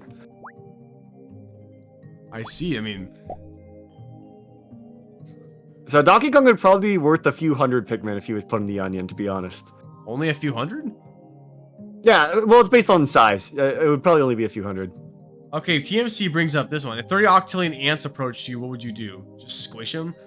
Nah, I don't think you could squish them. I think for the case of ants, if you step down, yes, you would kill a lot. But when you put your foot down, ants will inevitably still get on your legs. And the issue is more of like, once the ants fully surround you, you can step and step and step, but the ants will slowly but surely, some of them will still get on you over time. And can't you just like wipe them off you then? Like, you got hands, those work too. if you're naked, it's a bit easier to do that. But when you're like wearing clothes and stuff, and they're like in your socks, sounds easy. Like, think about Donkey Kong. He has hair. He can't really just wipe them off really easily. Like, when you have hair, you kind of just have to pluck them out. Yeah, plucking out 30 octillion Pikmin may not be the most pleasant experience. Yeah. I mean, man. Yeah, I wonder if we'll see anything crazy, like Donkey Kong crazy abilities inside of the new Donkey Kong game. Like, goodness gracious, because Donkey Kong really seems. I want to say he seems stronger than usual. Like, Donkey Kong's always been strong, but he seems stronger than usual the next Donkey Kong game. I wonder if we'll see any like crazy like feats. well, We did not forget that DK can punch the moon. It was literally in the video I'm talking about right now. only time will tell. Maybe he'll pick up the moon again.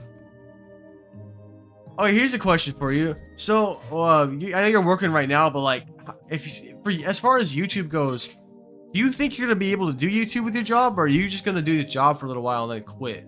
And if so, how long do you think? I need to start doing YouTube with the job. I can't quit. So I'm gonna try and maybe get 2 shorts out a week first, and then if I can get like a little bit ahead, I can like. I just gotta send some to an editor. That's what I gotta do. I gotta give it the dream. I can't edit it all myself. That's inhuman. It's not necessary. Yeah, that's what I was saying earlier. Like even if I end up deciding to leave Whataburger to pursue YouTube full time again, I'd probably still work with an editor, just because, like, if I can afford it, I really just can't stand to edit myself. It's so tedious, you know? Like, it's not that I don't know how. It's just so tedious, and it's creatively draining. It makes me tired. It's not my forte. That's part of the editing process that I'll miss. Like, if you watch my shorts, you might notice like I have like little hidden things that are like that take a bit. I think like I appreciate those.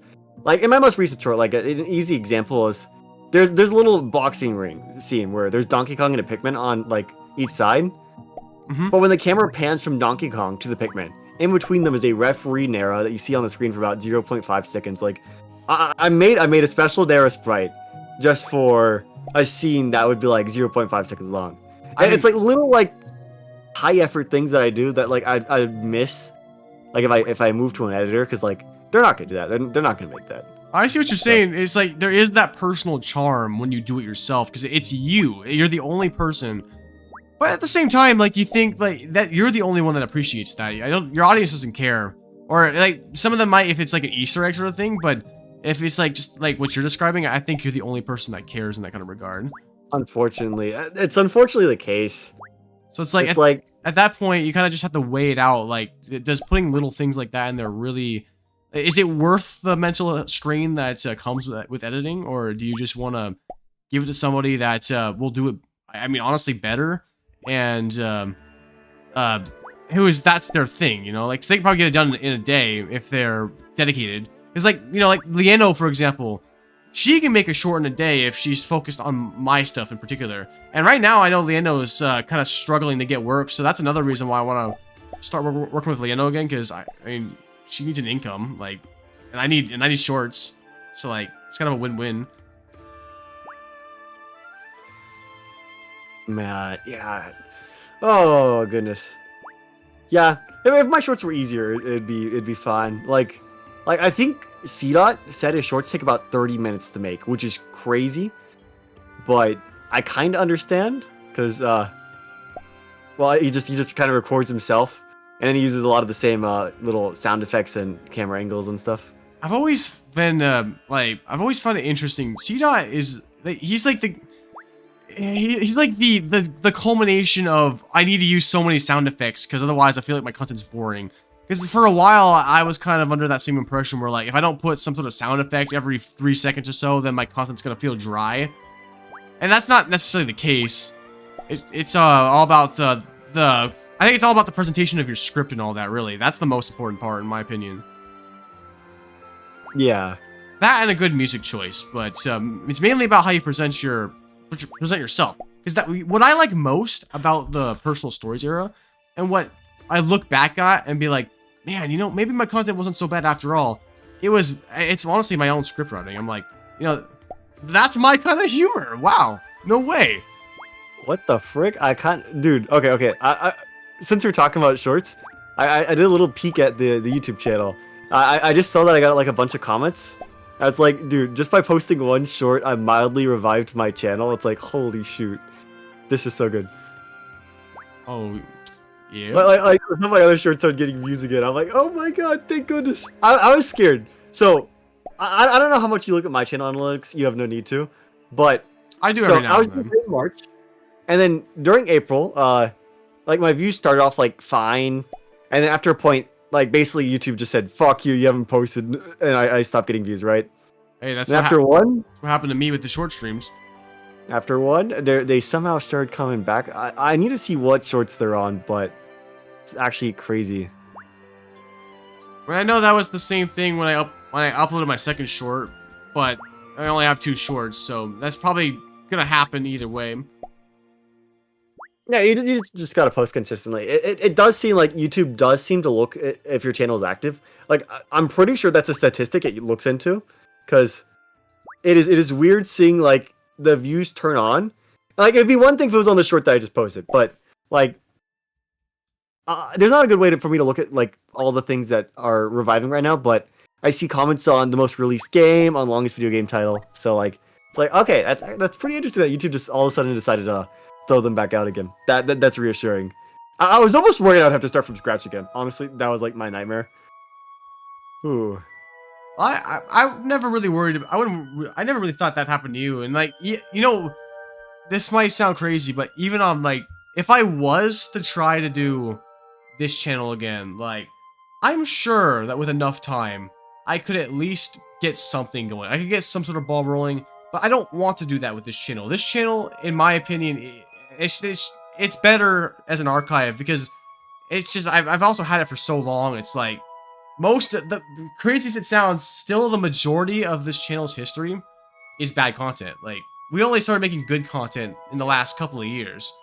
And we only started to really, like, grow in the last couple of years. The majority of our channel's lifespans, both prior to meeting each other and even after, was making, well, bad content. Hundreds of streams. Hundreds. On my channel, I have 995 videos, and like probably 950 of those are streams. Yeah, dude, you haven't uploaded an actual video since over a year ago. Actually, that's so well. Here's the issue: like, I don't get much out of a video. It's tough. I mean, you know what's funny is, like, you know, I never actually like had that. I never had that much trouble with videos. Like, Yeah, you've actually I would definitely say you've had better success on videos. Like, it's weird because Like you'd be like, oh, well, Pikachu game got 30K. Pika game was not 30K views of effort though. It was a lot more than 30K views of effort. That's the issue. Wait, what do you mean Pika game got 30K? It has like 36K views. Oh, you mean the stream? I never made a Pika game video. No, the video. Oh, wait, which video? We're talking about YouTube videos on the channel, right? Which video are you talking about? The Pokemon games The video? only video. There's only one Pika game video on the channel. Your Pika game video. I was like, yeah, we're talking about videos. Yeah. I thought you were talking about my channel for a second. I was like, wait. No. But I mean, sorry, go on then. You're talking about the Pika game video. The issue is that most of my videos they don't really perform as well as like I can't really get anything out of them. Like Pika game, that has 36K views. That's my most like best performing video, and that is not really a lot for a video like in the long term. Like that was not 36K views of effort. I mean, I made a freaking game that like you can play right now. The Ocarina of Time video that took about a full week to edit. Like I basically sacrificed a spring break. Like on a spring break, I spent every day editing that for several hours a day. That was horrendous, and that has like 9K views. Coin video is about similar, 9K views. I mean, to be fair, the coin video was easier than the Zelda video, but like so on and so forth. Like, goodness, it's a lot of effort in that. It's like, yeah, I don't know. And well, you've gotten much better luck with videos for some reason. Yeah, like dude, I made mid videos, and the first one I ever made got over 200,000 views actually. Like, yeah, that was crazy. No one expected that. Like, at that point in time, that video was outperforming Pear's video he posted around the same time. I don't get it, because it's like I don't even think you can say it's because I made a like a safe idea. It's safe, yeah, but like I don't think a safe idea on my channel at the time should have gotten that many views. I got that spritz luck for real. Yeah, dude. Oh, and actually, even your following videos, like they all have like over 20K, which is definitely like really good for like I don't want to say your subscriber count, but your audience. Wait, the Pokemon games video only got like 7K, I think, or 9K or 5K, I forget. The Angry Birds one is like 20K. Yeah, that one got 26K. That one did pretty decent. Yeah, okay. Pokemon has 5K, which is that's probably more of like what I would expect. Like, that's more what I would have expected from the Mario video. It's funny because it's almost like YouTube saying you make more Mario content, you're still a Mario channel, and I just don't get why did the Mario shorts stop doing well after a while? Because that's why I switched in the first place. It's because well, you yeah, have to keep posting. But then I kept posting for a while. Like, you remember the late 2023, like after I moved to Texas, I started making Mario content again.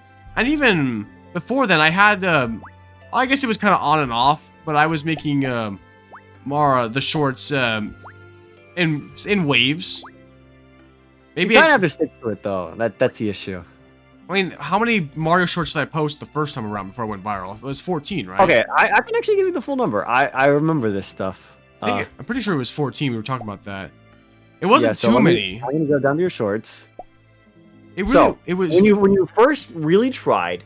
Let's say your first Mario short is Nintendo Changeable Luigi Pinball, right? Yeah. You did on this one. Actually, I don't know if you want to count that, but I wouldn't count that one because I had privated that one. I would count the first one as the one after that. Okay, so then we can count the Mario Kart 8 Deluxe. So yeah, then we have that's my first real Mario short.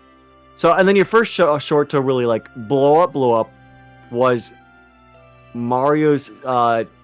Did Mario Secret Power or Secret Form blow up first? Because both those were the first two videos. Secret Form blew up first. Okay, so it's 1, 2, 3, 4, 5, 6, 7, 8, 9. It took 10 shorts for you to get a short with about 1 million views. But if you want to go onto the first fishy short, that's where I like really took off. Like that's and the fishy short was, so if that was 10, we have 11, 12, 13, 14, 15, 16. Wait, no, yeah, 16, 17. Okay, it took you 17 shorts for fishy. Although fishy's a bit of a little oddball to mention because like that is a big edit short, but edit shift. Well, yeah, but like we've seen that editing alone doesn't necessarily mean virality. No, it doesn't. It looks really good, of course. It was definitely a coincidental step towards like, oh well, we're about to blow up, so we might as well go big and grand. But like, editing alone isn't all it takes, because I've had other good edited shorts and they didn't necessarily go viral. And then I had some that I did myself that did. So like, I'm not saying my editing is bad, but like, even I agree an editor can do it better than I can. Yeah, that's probably one of the biggest things. I've seen like some big YouTubers say, like there's a lot of YouTubers that probably edit their content up into like 400, 500K, and I've seen a lot of big YouTubers say, please get an edit. At some point, you got to realize that you need to swallow your pride. You can make more content and better content if you stop editing, because as good as an editor as you think you are, someone else is probably better. Unless you're like there are very few people where their style can't be replicated. I know one of those cases is like there's some Smash Melee guy Pear likes to watch. His editing can't be replicated. He's very special. Yeah, I mean, that's fine by me. Like, thing is, like, when you go hire an editor, that's what their like life's purpose is. That's what they've spent time studying in school to do. And like, they also have access to they have access to high-end PCs and like all the latest and greatest editing software that's fully unlocked, and they also know all the tricks. And I mean, they also edit for many clients at once. Keep that in mind too. So they know how to work fast. Yeah. It's like we don't see what they do behind the scenes, but it's gotta be impressive. I've seen Fishy send screenshots of what his shorts for me looked like in the editor, and there was a lot of stuff in there. Like that stuff, like if I tried doing that on my own, I couldn't. Not even because like, sure, I could physically do it with enough time, but I would I'd drain myself. I wouldn't have the creative power to do that, because my creative power isn't in writing, or isn't in editing, it's in writing. I think that's honestly a thing for me. I've always been more of a writer. My creativity's always been in writing instead of like drawing, or like instead of visual expression. It's always been in ideal expression, if that makes sense. Yeah. And that's fine. That's my strong suit. That's what works out for my channel. It's I mean, it's what allowed me to at least it's what allowed me to keep the ball rolling for a while, and so that's probably what I'll do again. I'm hyped. I'm ready for this thing to hopefully finally take off. I'd at least like to have the freedom of being a full-time YouTuber again, and ideally I would love to be free, because being full-time was basically what I was when I was unemployed, and I would say that was my favorite time of my life. It was, for me, I think it was honestly the happiest time of my life here in Texas, like not having to work a job.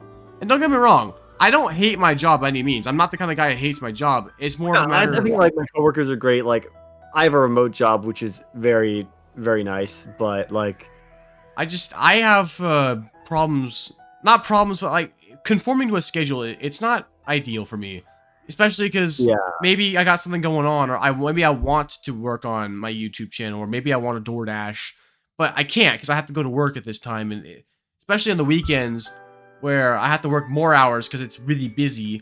And I don't know if you've ever been to like, did you ever eat a Whataburger in College Station? No, I never went to that one. Okay, so you don't know what it's like in College Station, but on weekends at my location, it gets really busy. Like, I can imagine. That's a college town. At least it's gonna slow down since everybody's gonna be going home in the next couple of weeks. But like, even so, I'm still gonna have to go to work, and like, but like the difference though is I could just DoorDash full time and live off of that, because I can make like $100 a day or more doing that. And that's like $3,000 a month, and I can do that anytime I want. If I want to skip a day, I can. I can sleep whenever I want. Like, that is a pretty good deal. But then at the same time, if I get flat tires and I have no way of getting my bike fixed, then like that's where I'm fucked. At least with a stationary job, even though I have to conform to schedules, I can still make money doing that. So I guess it's just something for me to think about. It'd be nice.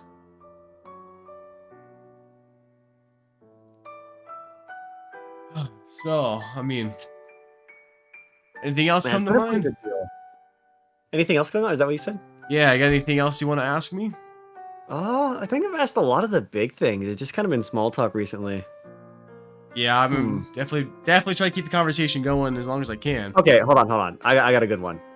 So, as far as we can tell, there aren't Mii's in Mario Kart World. Who are you gonna play as your character? That isn't Mario. That isn't no Mario. Okay, that's a good question actually, because I was about to say Mario. But I mean, there's a pretty big cast. Like, yeah, I haven't even studied the cast all the way. Yo, there's like 50 characters so far revealed. It's crazy. Dude, I mean, if I didn't play as Mario, let me really think about this, because you know what? Let me pull up the roster. If I pull up the roster, I could probably give you a better answer. Yeah, I can say for me personally, I think I'm gonna like swap between Luigi and Cataquack. Let's see, we got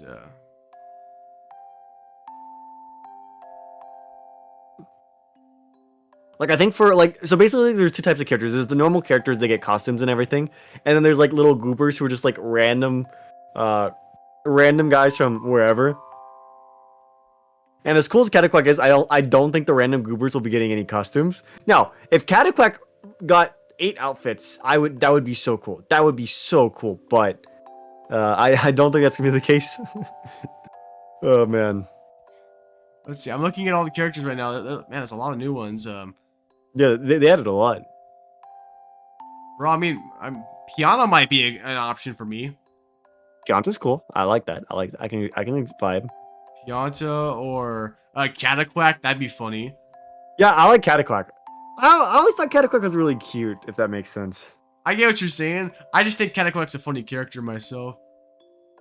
Dude, what's funny is on a Mario Kart 8 stream, back long time ago, like people asked me what character would I want in Mario Kart, and unironically, I said Cataquack, and people were like, as a stage hazard, and I was like, no, as a driver. And so it feels so weird that he's actually being added.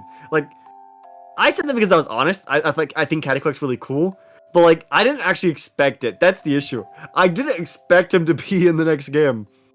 Man, Nintendo's just throwing out all their ideas. Like, "Yo, what if we did this? Like, this would be." No, but like what's weird is that Cataquack isn't even like a series staple. Cataquack has appeared in 2 games. He's appeared in Sunshine and he appeared in Galaxy. He has appeared in nothing else. Like everything else in here, they're a more modern enemy or they're a series staple, like Cheep Cheep, Goomba, Pokey, Parabitty Bug. Like these are common guys. Like a few of them are maybe not as common, like Conquador. Like he's from 3D World, so like he's also a one-note Andy. But like even then, like 3D World's more relevant than Sunshine and Galaxy was. So like I'm really glad they went the extra mile and added Cataquack. Oh, and by the way, Rabbit Dude, to answer your question, that's kind of what this whole stream's been about. Kind of explaining my motives and why I haven't been uploading. I mean, it's not really a matter of me ever having left. It's more of a matter of like now I feel like the time it is to make a comeback. Because I still and always want to be a YouTuber. It's the very culmination of my being. It's just with the Switch 2 coming up in the next month and me finally getting out of some financial troubles, I think that in the near future is gonna have some good stuff looking for the channel. Like I was saying, I want to start getting at least 5 shorts a month coming in. Ideally more. Like ideally, I want to be up to 10, like I always have been. But we'll work on that. At least 5 will be the minimum, because you want to set a minimum that's I'd say a minimum that's achievable. Like 10's achievable, but 5's definitely achievable. Like, you know, it's kind of like when I set my goal last year to have 52 shorts, and I don't think I made the goal, but I would have, because 52 shorts is just 1 short a week, and realistically, I would have been posting 2 to 3 if I had actually seen some success on the shorts. But ultimately, I'm trying to take advantage of the Switch 2 launch and just trying to make a comeback. Like, it's about time I do that. It's about time I start being myself again. So that's why, to answer your question. You could say it's like, I wouldn't know, like, yeah, it's a break, but I wouldn't say it was like a break because I was tired. It was a break because I kind of had to take a break. I had to prioritize making sure I didn't go homeless and whatnot. You know, basic basic adult responsibilities. Imagine being homeless. That couldn't be you. Yeah, I couldn't make content if I was homeless. Yeah, like, this is, Willie Nat Gaming in the car, I mean, you know what? At the very least, if I did ever go homeless, at least I could. At least I have a car. You know, like that'd be. You need somewhere to park the car, though. Nothing is free, man. Yeah, all I'm saying is like at least I wouldn't have to be wet. But that's like I'd never resort to living in my car. That's not feasible. Yeah, you would need. Even if you lived in a car, you still need some sort of bathroom. So you need some sort of area with the public bathroom. Well, I have a gym membership. You would need somewhere to store your food. Like, so you wouldn't be able to have any refrigerated food in a car. Right. Like, there's a lot of limitations. Like, is it possible to live in a car? Yes, people have done it. But is it good? No. Not at all. Like, we're like, right. I mean, but also like, you know, even if I was to use a gym for like showering and for bathrooms and all that, like, and then I also have to charge my phone, which, I mean, yeah, I have a charger in my car's phone, but the battery would only last so long if that's what I was using it for. Like, you gotta drive around to keep the battery from dying. I mean, but I just like having a place to live, you know, like, it's pretty neat. It's truly luxurious, for real.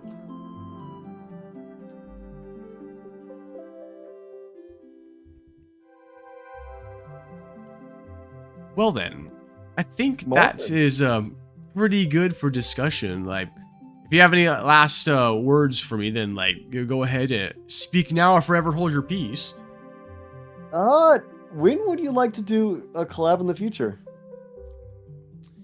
I've been thinking about that actually, because I was talking about wanting to do collabs on shorts. I think you and I do need to do a collab on shorts at some point. It's gotta happen. Like, if anybody has a shorts collab with you, it's gotta be me, like, or Pear. But like, it's still, okay, sorry, maybe if anybody's gonna have a shorts collab on my channel, it's definitely gotta be with you. It's due at some point, is what I'm saying. So I guess Pierre said if you have a good idea, he'll hop on with you. But even if you have a bad idea, I'll hop on with you. Oh yeah, I mean, Pear's been waiting for me to have that one golden idea. It'll come. It might be a little hard since Mario, Pear's not really a Mario guy, but it'll come one day.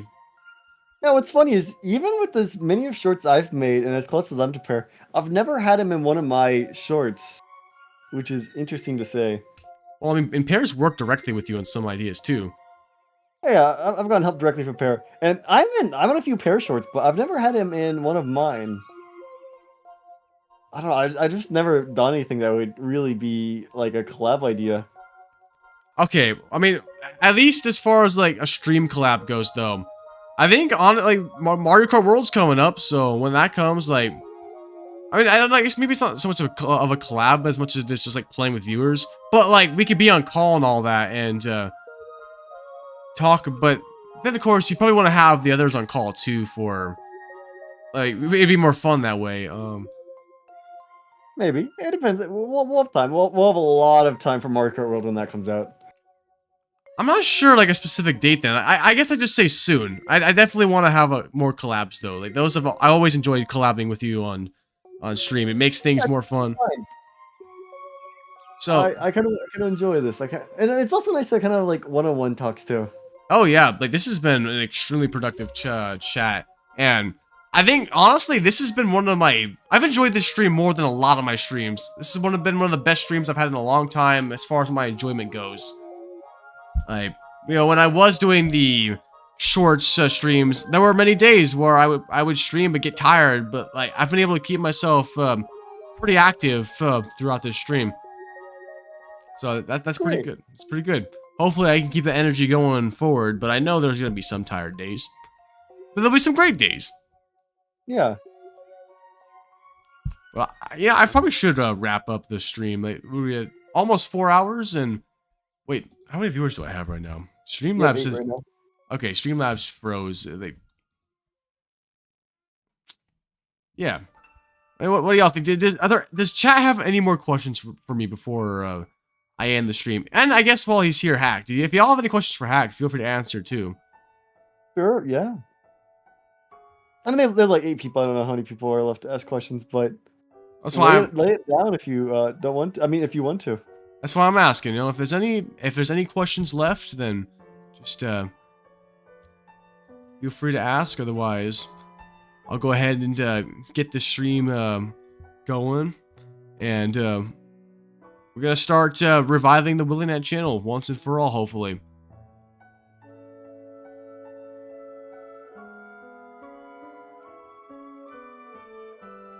Seems like chat's sleeping, so I'll take that as a sign that everybody's kind of going in for the night. Fair enough. It's midnight. Oh wait. Rapid Dude's got a question. Yes, Rapid Dude. I camped GameStop for 10 hours to get my Switch too. I didn't have to. I thought I would have to, but I didn't actually have to do that. The line wasn't even full when they opened up. But I'm glad I did because I was one of the first in line. Oh man, yeah. And you said there were 6 guys already there. That's what I find funny.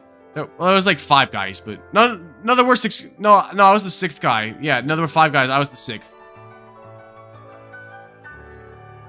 But yeah, that was funny. When I saw him sitting there, I was like, "Yeah, y'all have the same idea I did." Did you talk to any of them? I did. Yeah, I had some chats with them. Like, what am I supposed to do? Just That's a shame. When I went there, it felt like everybody there was like 30 or something. I'm like, what the frick? Like, there were probably 2 girls. One was a mom. One was like, and then everybody else was like in their 30s. And I'll be honest, a lot of like Redditor looking people. I'm like, oh man, are these really my people? Ew. hey, I mean, that's the target audience. Like, no, it's not. I literally pulled up the demographics of the Nintendo Switch. The most people who have a Nintendo Switch are 23. Literally, like our age range. and are those not the Reddit people? No, these people are like 30 and stuff. Like the unshaven or like the kind of like out of shape, like Redditor looking people. It's like, oh man. I mean, it's funny because like that seems like the kind of crowd that would pull up to GameStop for a Switch 2. It is. It's just like, oh man, dude, I'm like the one guy my age. Like, I mean, I get it. Most people my age probably have a job, and people who have jobs aren't camping for a Switch at the middle of the day. So I get it. These people are likely jobless. They are full-time Discord mods or something. Full-time Reddit incels? But like, it's just like, man, bro, I expected better. Like, you're in a college town, so like, a lot of people have off because like they just may not have class at that like period of time. Well, even if they have class, they can just skip class. Like, true, no attendance. You know, perks of being in college. Like in high school, if you skip class, you're going to jail. And when you go to jail, like they like make you eat broccoli and stuff. And you know, I mean, I like broccoli, so not a big deal. But You might accidentally get in shape. Can't have that. So I mean, that should be everything then. I think that just maybe Rabbit Dude says he's getting one later. I guess yeah. I mean, if you pretty much if you're not a creator, there's realistically no like dire need to get a Switch 2. Like I had to make sure I got my Switch 2 so I could use it for content. I knew that if I didn't get a Switch 2 on launch, that I would be missing. I'd be missing so much of an opportunity to capitalize. Like. It's not that the Switch 2 is gonna be irrelevant after like a year, but like you still want to take advantage of it from the day one, you know? And what's funny is this is the first time in our lives we were able to do that too. When the Switch 1... Yeah, well, yeah, I mean, I got my Switch 1 day one, but Well, yeah. I couldn't like drive there myself. I had to get my parents, and I know I pre-ordered the last one my GameStop had for the Switch 1. I'm very lucky I got it too. Well, yeah, but like we weren't making content at that time, or if you were, you weren't making. I did. I had a Nintendo Switch unboxing. You had no audience. Like we have audiences now. We're No, I know I like to say you're not a real YouTuber if you don't have 100K, but like we are to an extent real YouTubers, you know? Like we have the spirit, we have the personalities for YouTubers, you know? And we have It's weird. One of the biggest weird things, like, you tell anyone, like, so, like, you're in the YouTube sphere, you're like, okay, 30K, 80K, that's not really a ton in, like, the grand scheme of things. Like, you talk to a normal person, like, I know, like, I showed one of my coworkers it, and they're like, 30K? What? And then, like, he even shows one of the other coworkers, like, to a nobody, 30K is crazy. Oh yeah, I'll tell people, like, people ask me, like, or I'll bring it up in the conversation that I do YouTube if it's relevant, and they'll say, like, well, how many subscribers you got? I'm like, well, now I'll say, well, I used to have 80K, and like, you know, for all intents and purposes, you could say that I had 80K in my peak. That's what I say. I had 80K in my peak, 87K in my peak, and they're like, wow, that's pretty big. And I'll admit, if I was a kid, or if I was unfamiliar with YouTube, and I heard somebody had 88K subs and I knew them, like, I'd be pretty impressed too. It really was. Like, dude, it's funny. I remember when I first started YouTube, like, SPG came here like 3K. I thought he was gigantic. Oh yeah, dude. And yeah, I think he had no, he currently has around 20K. That's just about where He's about 25K now, but even so, like, I remember, like, he blew up because of, like, the little anti-piracy stuff. And I was like, holy shoot, he's gigantic. And, like, now it feels weird. I'm bigger than him now. That is a weird thing to think of. You know, I never thought I'd be bigger than SPG, like, starting out. It felt like SPG was just a god among men. You know, it's funny is you thought I was big when I first met you too. Like, You had like over 100 something, and I had like 30. So that's so crazy. Like, it's genuinely wild that I've known you since before you even had 50 subs. Like, that's how early on I came across. Like, you know, I'll often tell people, if it's relevant, that I'm essentially your first viewer. Not literally, but like, all intents and purposes, like, nobody knows who Froggy Water is. Nobody really knows who Ben Loud is anymore. Like, yeah, even Ben Loud started to disappear. I haven't seen him in a while. Yeah, I don't know. He's just, I mean, I hope he's doing okay. I know he seems like he definitely started developing some gooner tendencies. Rabbit Dude asked if you worked full time. Basically, yeah. I mean, I kind of worked full time too, technically, but I'm not scheduled, or I was not hired full time, but the hours I get usually end up being full time. I think once the summertime comes, it's gonna slow down. But you know, I'm kind of excited for the summer too, because my vending machine is gonna start selling more drinks. Like, that's gonna be peak. I might start going filling that thing multiple times a week. Hey.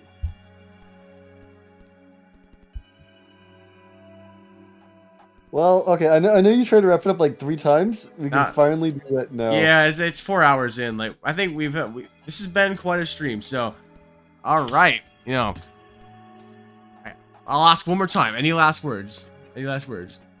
No, you got in it now. All right. This has been a WillyNat. I'm looking forward to the future. Let's start getting some content coming in. Let's revive the WillyNat legacy and make everybody happy. This has been WillyNat signing off. And then you say... You can't say that. That's my term. No, I say sign... Oh, sorry. Wait. You say signing off? I say signing out. So, yeah, I said signing off. But we'll not steal yoinking my thing. No, you say adios, bro chachos. I say many things. I have like a whole script I say at the end of the stream. It's adios, bro chachos. Hacker Saint signing out. See you guys another day at another time. And till we meet again, bada booey. Bye bye now. Bye bye. Subscribe now. Bye bye. Yeah, well, no, I often say, oh, this is WillyNat signing off. I say a ton. Okay, let's try this one more time. This has been WillyNat signing off.